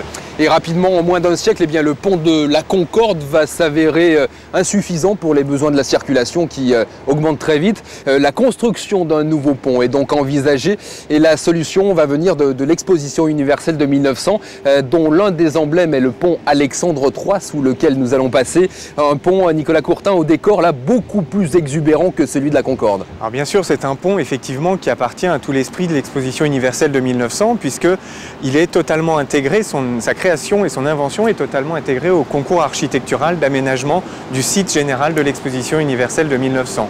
Il doit donc être un objet architectural important, inclus comme l'un des pavillons ou comme le Grand et le Petit Palais qui sont construits à cette occasion.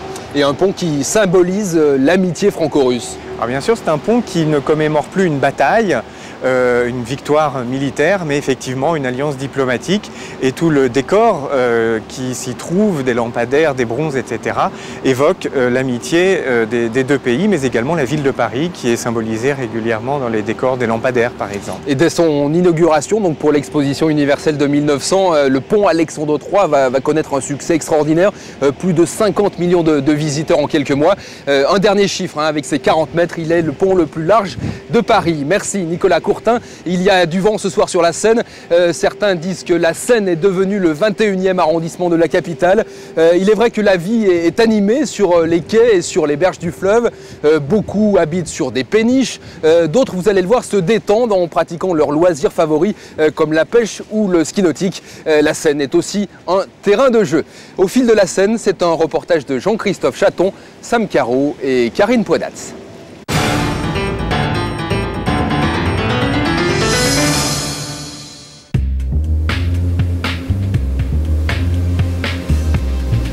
Patrouille de routine sur la Seine.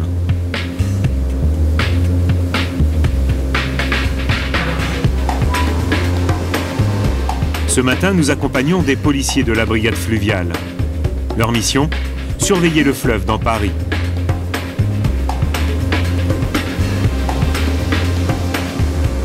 Une vigilance de tous les instants, car ici il se passe souvent quelque chose.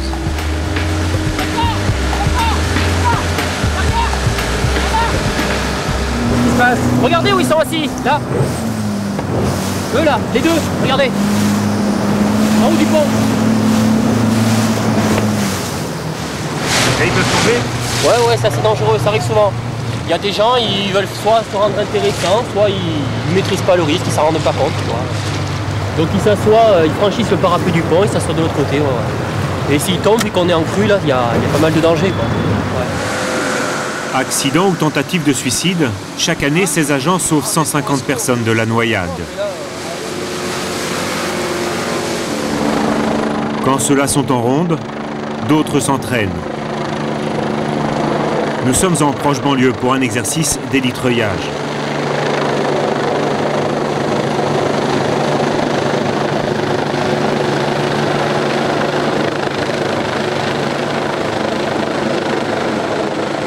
L'objectif ici est de récupérer par les airs un homme tombé à l'eau et de répéter ainsi les gestes qui pourront vous sauver.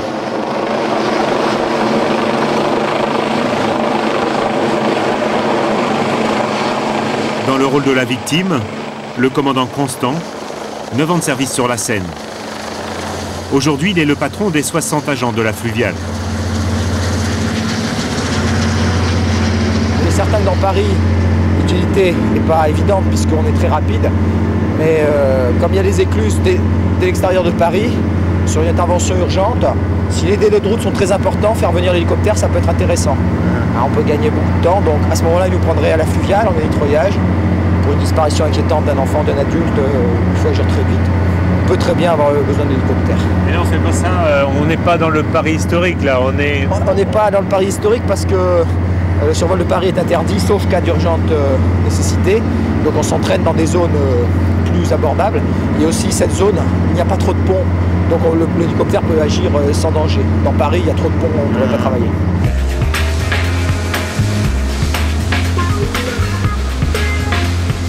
Retour dans Paris pour une intervention sur une péniche.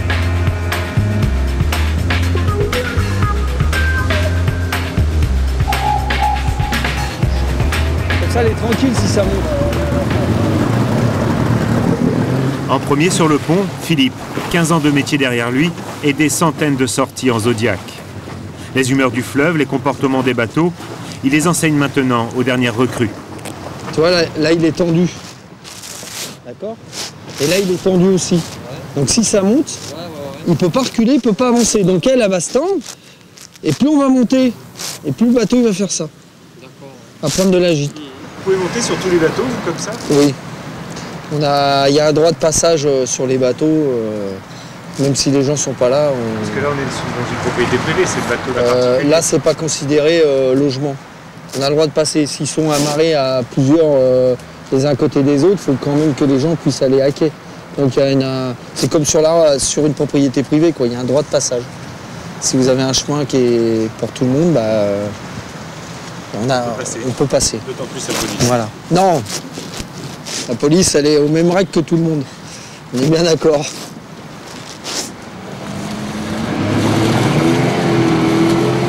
« 24 heures sur 24, 7 jours sur 7, les hommes de la fluviale veillent. Gardien d'un des joyaux de Paris.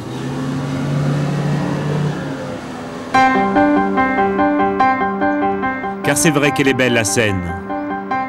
10 km de traversée de Paris, couleur marine.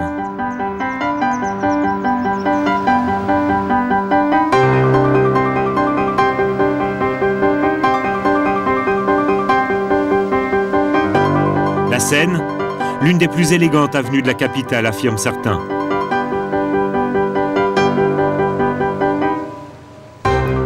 La plus ancienne aussi. Car en 2000 ans, Paris ne s'est jamais éloigné de son fleuve, bien au contraire. Lentement, la ville en a épousé les formes, habillé les courbes. Aujourd'hui, le Louvre, Notre-Dame, les Invalides, tous les grands monuments, toute l'histoire de Paris se reflète dans la Sequana, comme l'appelaient les Romains.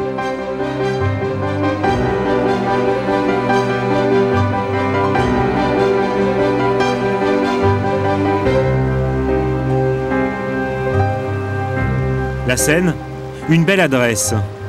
Depuis quelques années, les berges sont même très prisées. Vivre sur l'eau est aujourd'hui un luxe.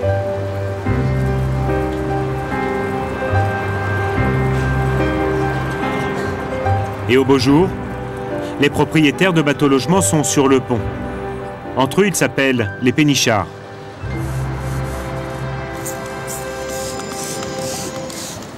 Juste en face de la tour Eiffel, voici l'un d'eux, un passionné. Il s'appelle Éric Piel. Il vit sur l'Orion avec toute sa famille.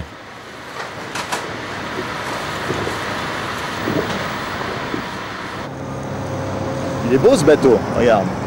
Il est beau. En fait, c'est à cause de ces bateaux que vous êtes obligé de nettoyer les vitres. Oui, parce que ça fait surtout les bateaux de touristes. Parce que ça fait Les bateaux de touristes, ils font beaucoup plus de vagues que les bateaux de commerce. Ils vont plus vite.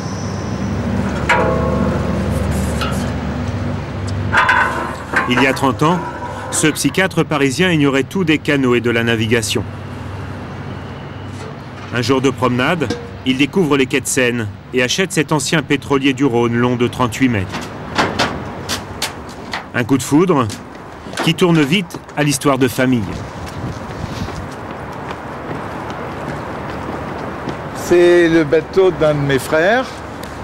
Une histoire cocasse, à un moment, on était 3 frères les uns derrière les autres. Puis il y en a un qui a vendu il y a quelques années. Mais pendant un temps, on a été 3 frères, ce qui était une originalité dans le paysage. Et qu'est-ce qu'on vous a dit lorsque, il y a 30 ans, vous vous êtes installé ici? On a dû vous prendre un peu pour un fou. C'est vrai qu'à l'époque, il y avait pendant 10 ans, après, il n'y avait pas d'eau, pas d'électricité sur le quai. Et effectivement, on était un peu désallumés. J'étais pas le premier. Hein. Et je me souviens que pendant les 10 ans, tous les mois, je devais bouger le bateau, traverser Paris pour aller remplir mes cuves d'eau. On marchait au groupe électrogène, il n'y avait pas de téléphone au début, enfin rien, on n'était pas vraiment acceptés. Aujourd'hui, les bateaux-logements sont juste tolérés sur la Seine. Côté confort, en revanche, ce sont des maisons comme les autres. Là, c'est la cale. Ce qu'était la cale. C'est là, on est dans le pétrole. C'était effectivement les cuves de fioul. Ça fait 150, 160 mètres carrés. Voilà.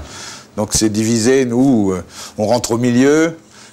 À l'avant, il y a les 2 chambres des enfants avec leur salle de bain, etc. Je ne vous montre pas parce que c'est leur domaine.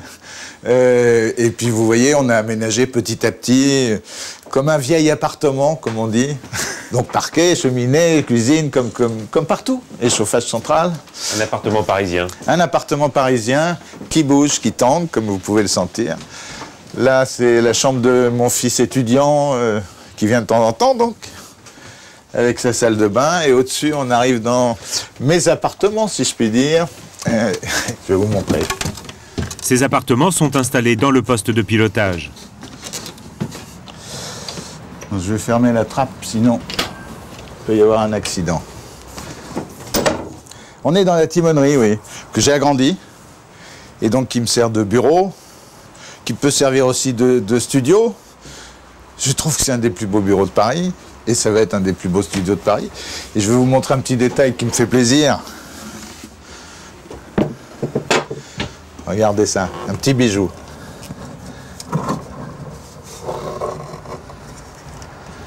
Voilà. Et ça marche.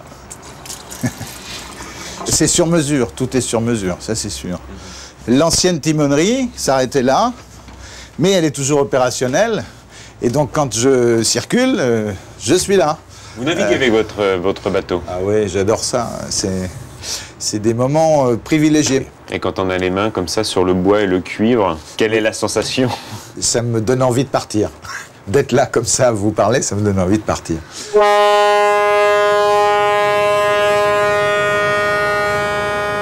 Le fleuve comme un appel au voyage. Alors, qu'est-ce que tu nous sors comme champagne? D'ailleurs, les prochaines vacances se préparent déjà. Très vieux. Avec des voisins, eux aussi pénichards, on est là. Éric envisage de rejoindre la Bourgogne par les canaux. Alors jusqu'où? Ça c'est difficile. Parce qu'à 10 km/h, on ne va pas aller très très loin. 3 semaines au fil de l'eau Le pont canal. Pour découvrir la France autrement. On peut aller jusque-là, on peut pas remonter c'est là. que moi je peux remonter là, mais pas vous. Le canal, il a un gros avantage, le canal, c'est qu'il ne passe pas sur la voie normale du village, il passe derrière. Et on découvre en fait des coins qui sont complètement inconnus de la route. Inconnus de la route. Moi, je trouve que c'est le regard qui n'est pas le même. C'est le regard parce qu'il y a le temps du voyage déjà qui n'est pas du tout le même. On ne passe pas à la même allure, on passe très lentement en fait. Hein. On dépasse pas, on est à 12 km/h quoi. Et c'est le voyage lui-même qui rend le déplacement merveilleux, quoi. Éric et les autres convertis à la cause du fleuve. Alors évidemment, quand certains parlent de les déloger, ils se crispent. Ça dépend pourquoi c'est faire. Hein. Si c'est pour le business, je pense que simplement pour le business, je pense que ça ne se passerait pas si simplement. Regardez. Oui, vas-y, je t'en prie. Regardez. Vous voyez, ça c'est le business. Vous vous promenez sur le quai, vous avez devant vous un mur qui vous empêche de voir le fleuve. Et regardez là. Là, vous avez des habitations. Et vous voyez le fleuve. Et là, vous voyez le fleuve. C'est complètement différent, si vous voulez. Alors, il faut des deux. Ça fait partie de la vie du fleuve. Redonner vie à la Seine en laissant les Parisiens venir à elle.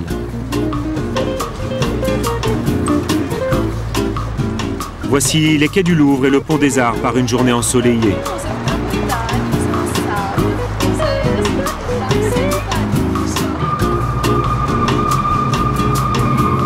Plus en amont, du côté de Bercy, la nouvelle piscine Joséphine Becker. De l'eau sur le fleuve.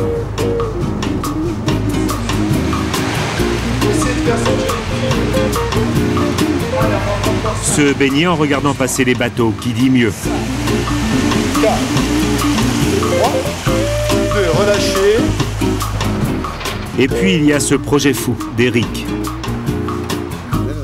Le lendemain, il nous donne rendez-vous sur une autre péniche. Un ancien transport de grains réhabilité en agence d'architecture. En fait, ce ne sera pas comme ça, parce que maintenant... C'est ici qu'a pris forme son idée. Installé sur la Seine, un hôpital psychiatrique. Un bâtiment très proche de l'eau, je me disais que ça pourrait être une plage pour les canards, ça. 400 mètres carrés de bois, de verre et d'acier pour accueillir une quarantaine de patients. Un projet dessiné par un spécialiste des constructions flottantes. Son nom, Gérard Ronzati. Une lumière dorée. On a développé beaucoup par ces volets sur les rotondes des possibilités de capter les reflets du soleil sur l'eau, par exemple.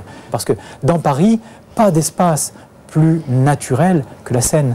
On l'oublie, c'est vrai que quand il pleut pendant une semaine sur le bassin parisien, on s'en aperçoit immédiatement, la Seine monte d'1 mètre. On est au cœur, finalement, du bassin parisien quand on est sur la Seine. Pour moi qui suis un habitant du fleuve, je sais que c'est vraiment quelque chose que j'apprécie, cet environnement, c'est ça, cette exceptionnalité, et je voulais pouvoir en faire profiter, premièrement, des gens qui en général sont plutôt dans des lieux d'exclusion, hein, et puis, deuxième chose, pouvoir mettre en lumière justement le travail qu'on fait et ces personnes-là dans un environnement, dans une architecture, dans un endroit magique. Après plusieurs années de batailles administratives, le rêve devient réalité.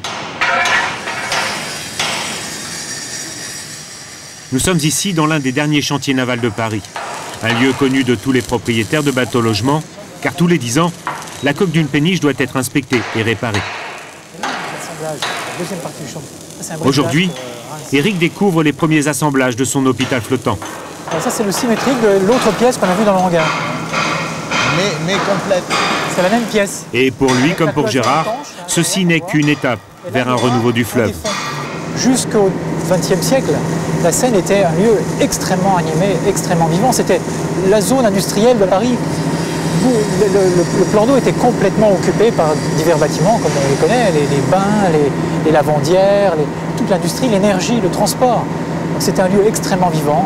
Qui s'était perdu en fait. Et qui s'était complètement perdu et qu'on avait petit à petit isolé avec par exemple les voies sur berge et tout ça. Donc je crois qu'il est important en effet que la Seine redevienne vivante, en tout cas qu'elle soit bien liée à Paris, qu'il se passe des choses. Et vous, vous aimeriez voir revivre la Seine comme c'était il y a un siècle, qu'elle devienne une rue de Paris à part entière? Non, j'ai un autre fantasme avec la Seine. Pour moi, ça devrait être considéré comme le 21e arrondissement de Paris. Véritablement, il y a une unité dans cette histoire et une diversité. Il faut que ça soit encore plus divers. Il faudrait qu'il y ait des petits bistrots, des épiceries, je ne sais quoi, moi, des artisans, des écoles, enfin. Il faut qu'on vive plus avec la Seine. Remettre la Seine au cœur de Paris. Sur ces images de 1900, le fleuve en pleine activité. Tous les matériaux, toutes les denrées passaient par là. À l'époque, il nourrit et même blanchit tous les Parisiens.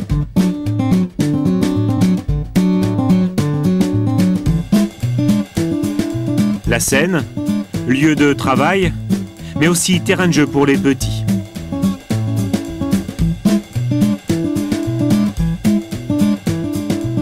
Pour les petits, comme pour les grands.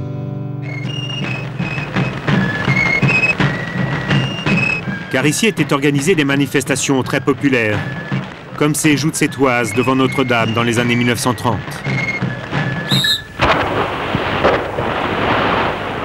Ou encore cette traversée de Paris à la nage avec ses 270 concurrents.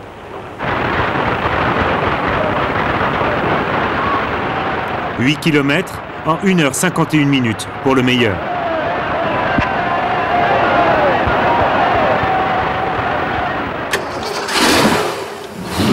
Aujourd'hui, le fleuve reste encore une aire de loisirs pour certains. Allez, tu peux te mettre à l'eau. Nous sommes au printemps. La saison reprend tout juste au Ski Nautique Club de Paris. C'est parti. Première glisse pour Jacqueline. Plie les jambes un peu. Et premier conseil de la saison pour Dominique Bertrand, l'un des responsables du club. Là, je vais tourner. C'est la fin de notre plan d'eau de vitesse, comme le panneau l'indique, là. Après le pont de Saint-Cloud, on ne peut pas dépasser le 20 km à l'heure.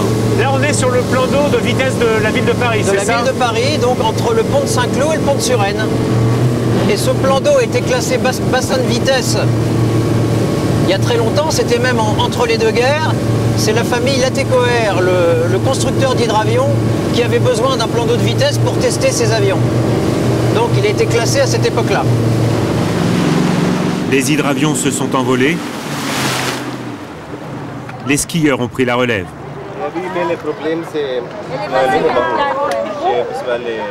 Dominique et son frère, deux anciens champions, ont repris ce club en 1991. Il compte aujourd'hui une cinquantaine de membres.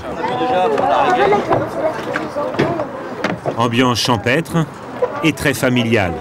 Julie, je te montre. Donc, tu te rappelles ma puce? Je vais te mettre dans l'eau. Car ici, les enfants commencent dès le plus jeune âge. Bien groupé, tu me regardes dans le bateau, les bras tendus, et tu restes bien assise sur tes mollets. Comme quand tu fais pipi dans l'herbe. C'est facile avec les filles, hein. Faut pas poser les fesses dans l'herbe. Julie, elle, vient d'avoir tout juste 6 ans. Et quand je vais te faire signe de te relever, regarde-moi, tu pousses tout doucement sur tes jambes. En me regardant dans le bateau, ça tient tout seul. C'est parti!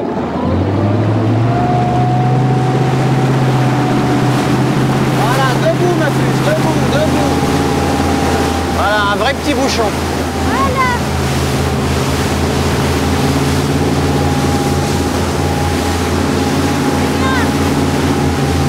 Elle a la bonne technique? Oui, ben Julie fait pas du ski depuis très longtemps. Mais elle a l'avantage, les enfants ont l'avantage d'avoir un bon rapport poids-puissance par rapport à un adulte. Ce qui fait qu'ils sortent et ils glissent très vite sur l'eau. Parce que le but du ski nautique, c'est pas du ski de fond, c'est bien de glisser sur l'eau. Donc les enfants ont plus d'avantages que nous. Là, elle est bien, il faut qu'elle se redresse un petit peu plus. Voilà. Qu'elle reste dans le sillage, hein. Elle est fière. Ah oui. C'est vrai que c'est craquant de les voir skier. C'est très sympa. Côté risque, zéro. Le gilet de sauvetage est obligatoire. Et puis il y a toujours cette question des Parisiens. Et la qualité de l'eau, elle est bonne? Elle est exceptionnelle et je vais en profiter pour lever cette légende sur la Seine. Je sais que c'est d'actualité, un homme politique avait promis de s'y baigner. Je ne sais pas s'il le fera maintenant, mais il peut venir chez nous. En tout cas, ça fait 15 ans que nous sommes ici. L'eau est analysée régulièrement, elle est presque potable. De toute façon, on en avale beaucoup en ski nautique et je n'ai aucun incident à déclarer en 15 ans.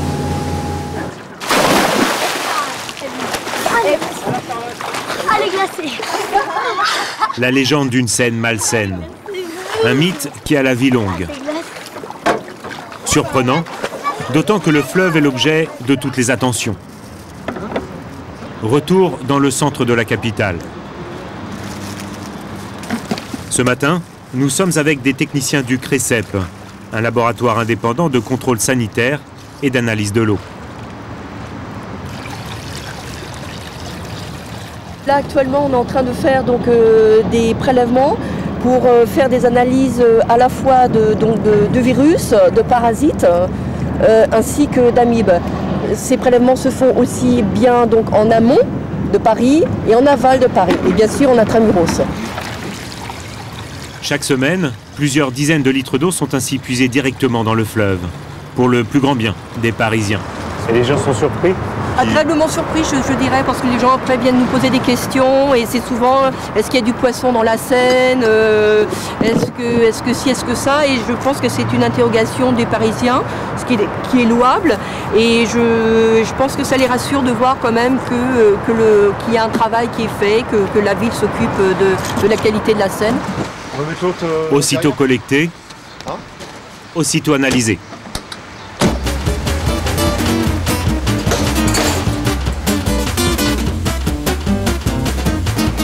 Au laboratoire, les échantillons sont ensuite agités, chauffés, filtrés, distillés. 700 000 contrôles par an. Pour des normes sanitaires toujours plus draconiennes.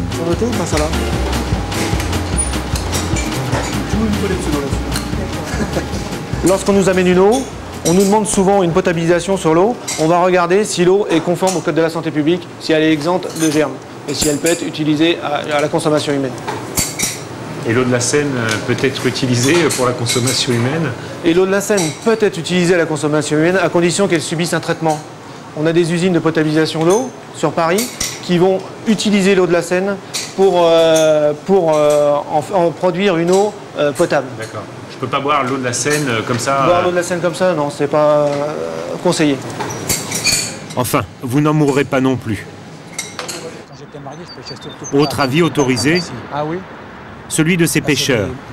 Là, j'étais pendant 20 ans sans venir ici pêcher. Homme de terrain et fin connaisseur de la Seine. Et j'ai dit ça à ma femme, elle a dit tu n'iras plus pêcher dans les Saint-Denis. Voilà. Ils s'appellent Christian, Philippe et Louis. Et ce matin, ils ont lancé leur ligne juste en face du quai Saint-Bernard. Ah bah dis, il y a du vent, hein. Alors, oui, là il y a un petit contre-courant peut-être. Bon, ça me fait plus de 7000 heures de pêche que je fais dans la Seine. Alors.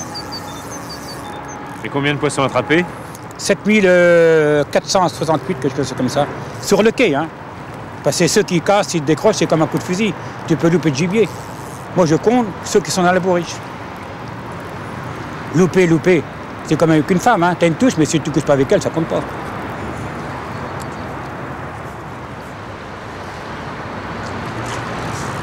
Plus de 50 ans que ces trois copains arpentent Paris côté berge. Et eux, forcément, avec le temps, ils voient la différence. Il y a beaucoup de Parisiens qui pensent qu'il n'y a plus de poissons dans la Seine. Mais depuis une quinzaine d'années, la Seine devient propre et on a quand même plus de 30 sortes de poissons maintenant en Seine. Il y a un retour justement des poissons. retour de poissons et des bons poissons. Et il y a des nouvelles espèces qui sont revenues? Oui, nous avons du goujon maintenant qui est revenu en Seine. On a un peu on a la truite qui reste, qui vient mais qui reste et qui ne part pas. Fario et l'arc-en-ciel. Le fario et l'arc-en-ciel, les deux. Et il est bon le poisson quand on peut le manger? Excellent. Là, on a fait même des analyses au Jardin des Plantes, là, pour un spécialiste de ça, et le poisson est impeccable. Le cendre, le brochet, tout est bon là. Même les truites que l'on pêche maintenant en Seine, elles sont bonnes. Juste à côté de nos 3 pêcheurs, une image pour le moins insolite.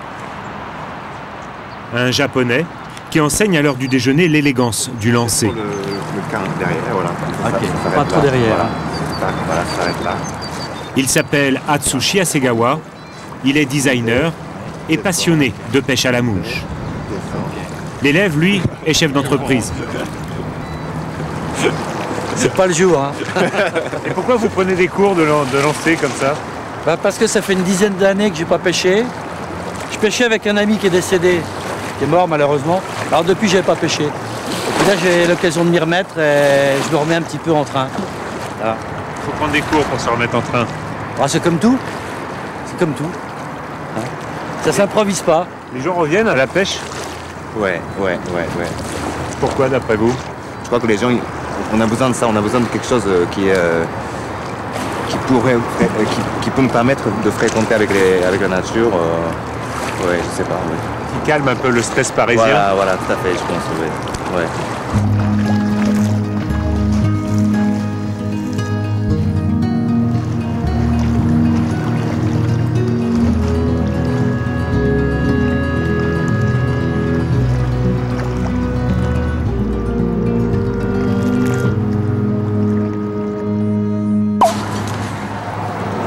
Et voilà. Et ça va être pour arroser nos poissons du jour. Vous avez attrapé ça quand, là, dans le filet? Dans la bourriche, ce matin. Il y a 2 brèmes et un gardon. Ça représente environ 3 kilos. Et je vais les manger ce soir.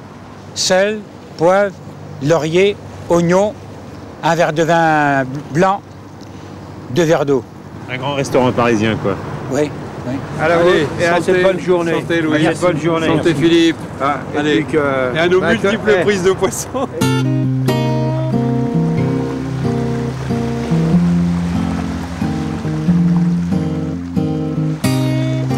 Impossible de raconter la Seine sans évoquer d'autres hommes qui ont fait l'âme de ce fleuve, sa culture. Pendant des siècles, les mariniers l'ont sillonné. Il y avait un avalant dedans et puis le menton il va rentrer.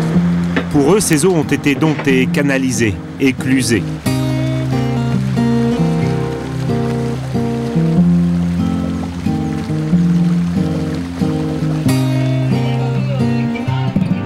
Daniel, capitaine de pousseur, est un héritier de cette histoire. Fils de batelier, il est né sur une péniche. Fougueux, avalant, prendre celui. À cet instant, il arrive dans le centre de Paris. À quoi il sert le feu vert qui est là? On voit au-dessus du pont là? C'est pour l'alternance, pour le droit de passage.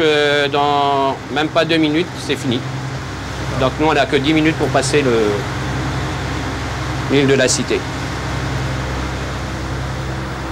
Le trafic a beaucoup augmenté? Disons que le trafic est à peu près le même, mais c'est le tonnage qui a remonté, étant donné que les bateaux ils sont beaucoup plus gros qu'avant. Sur une barge comme ça, on peut transporter combien de tonnes? Environ 2000 tonnes. 2000 tonnes de marchandises. Entre 2000 et 2500 tonnes, ça dépend des voies navigables qu'on prend. Chaque barge, c'est 70 camions en moins dans la capitale. Et beaucoup plus de tranquillité pour les Parisiens. Daniel assure une ligne régulière. 3-4 fois par semaine, il achemine des dizaines de conteneurs d'un bout à l'autre de la capitale. Donc on va arriver au pont les plus étroits. Parce que jusqu'à maintenant, ça allait. Et vous n'avez pas peur quand vous passez par là? Ah oui, quand même. Le risque majeur d'avoir un problème, un avarie de moteur, n'importe quoi, un avarie de barre, on n'est pas à la merci. Hein.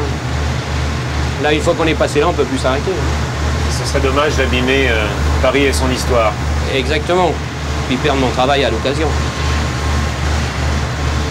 Donc là, on arrive au pont Neuf. Le plus vieux pont de Paris et surtout le plus étroit. Vous avez des points de repère? Drapeau bleu, blanc, rouge devant, safety. Vous le mettez dans l'alignement du pont. Vous le trouvez beau? Oui. Il est beau quand même. Hein?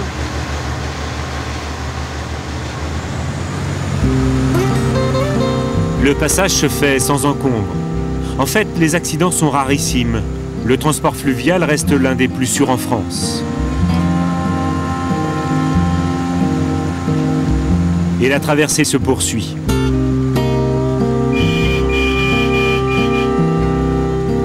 À peine 1 heure pour voir défiler l'histoire de Paris.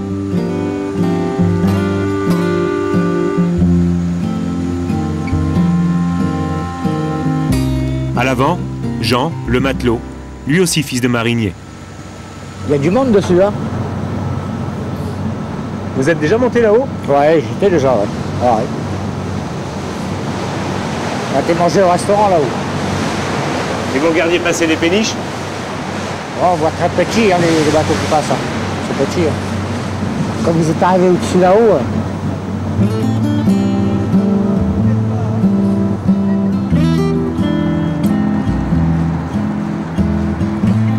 Cette année, plus de 7 millions de tonnes de marchandises vont transiter sur cette partie de la Seine.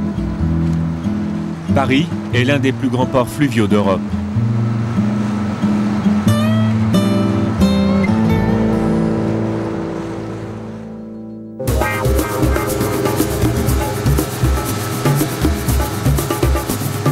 Nous retrouvons Philippe et ses collègues de la brigade fluviale, toujours en patrouille. La Seine est en crue et ils doivent veiller à la sécurité des personnes, notamment des sans domicile fixe installés sur les berges. Là, ils vont devoir convaincre un homme de quitter son abri de fortune avant la nuit.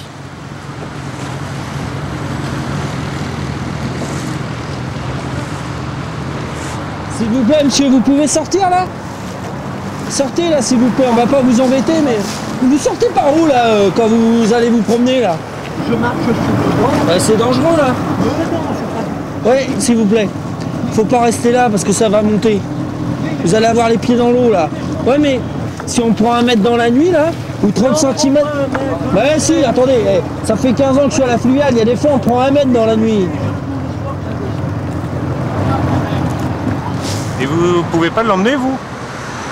Bah, il veut pas, on va pas l'emmener de force. Hein. Vous pouvez pas emmener les gens de force? Bah, non. C'est délicat. On repassera ce soir, voir s'il est là ou pas.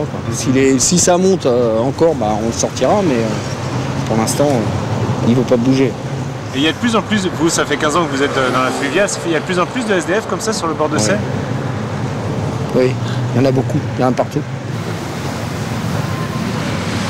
La Seine avec ses laissés pour compte. Même dans les endroits les plus étonnants. Comme ici, dans le pilier de ce pont.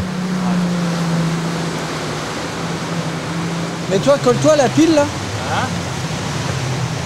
Toi, les mecs là, regarde. Toi là, colle-toi la pile. Toi, regarde la corde qui descend là. Les mecs qui descendent par là, ils montent par là. Ils vivent à 2 là. Il y en a un là et un là. De peur de se faire agresser, ces hommes évitent les foyers d'accueil. Pourtant, près de là, il y a le Fleuron. Chaque soir, cette péniche de l'Ordre de Malte accueille une 50aine de sans-abri et leurs chiens.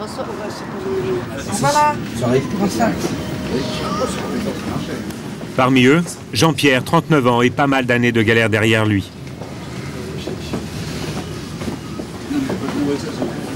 Il dort ici depuis une quinzaine de jours maintenant.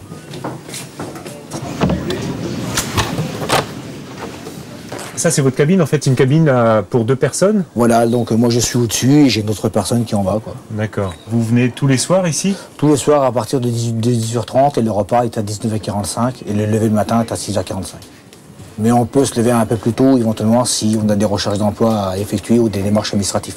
Donc en fait, derrière la porte, il y a un placard là? Oui, il y a un placard, il y a 2 penderies. Par rapport aux 2 personnes qui sont ici, on peut laisser les affaires, ça nous évite d'avoir les affaires sur nous et qu'on va voir un employeur, on ne vient pas coucher chez l'employeur quoi.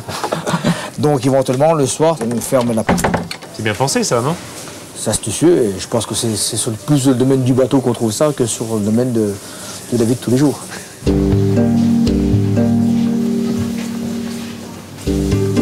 Un bateau ouvert aux hommes uniquement et toujours pour un séjour de courte durée, 4 semaines maximum.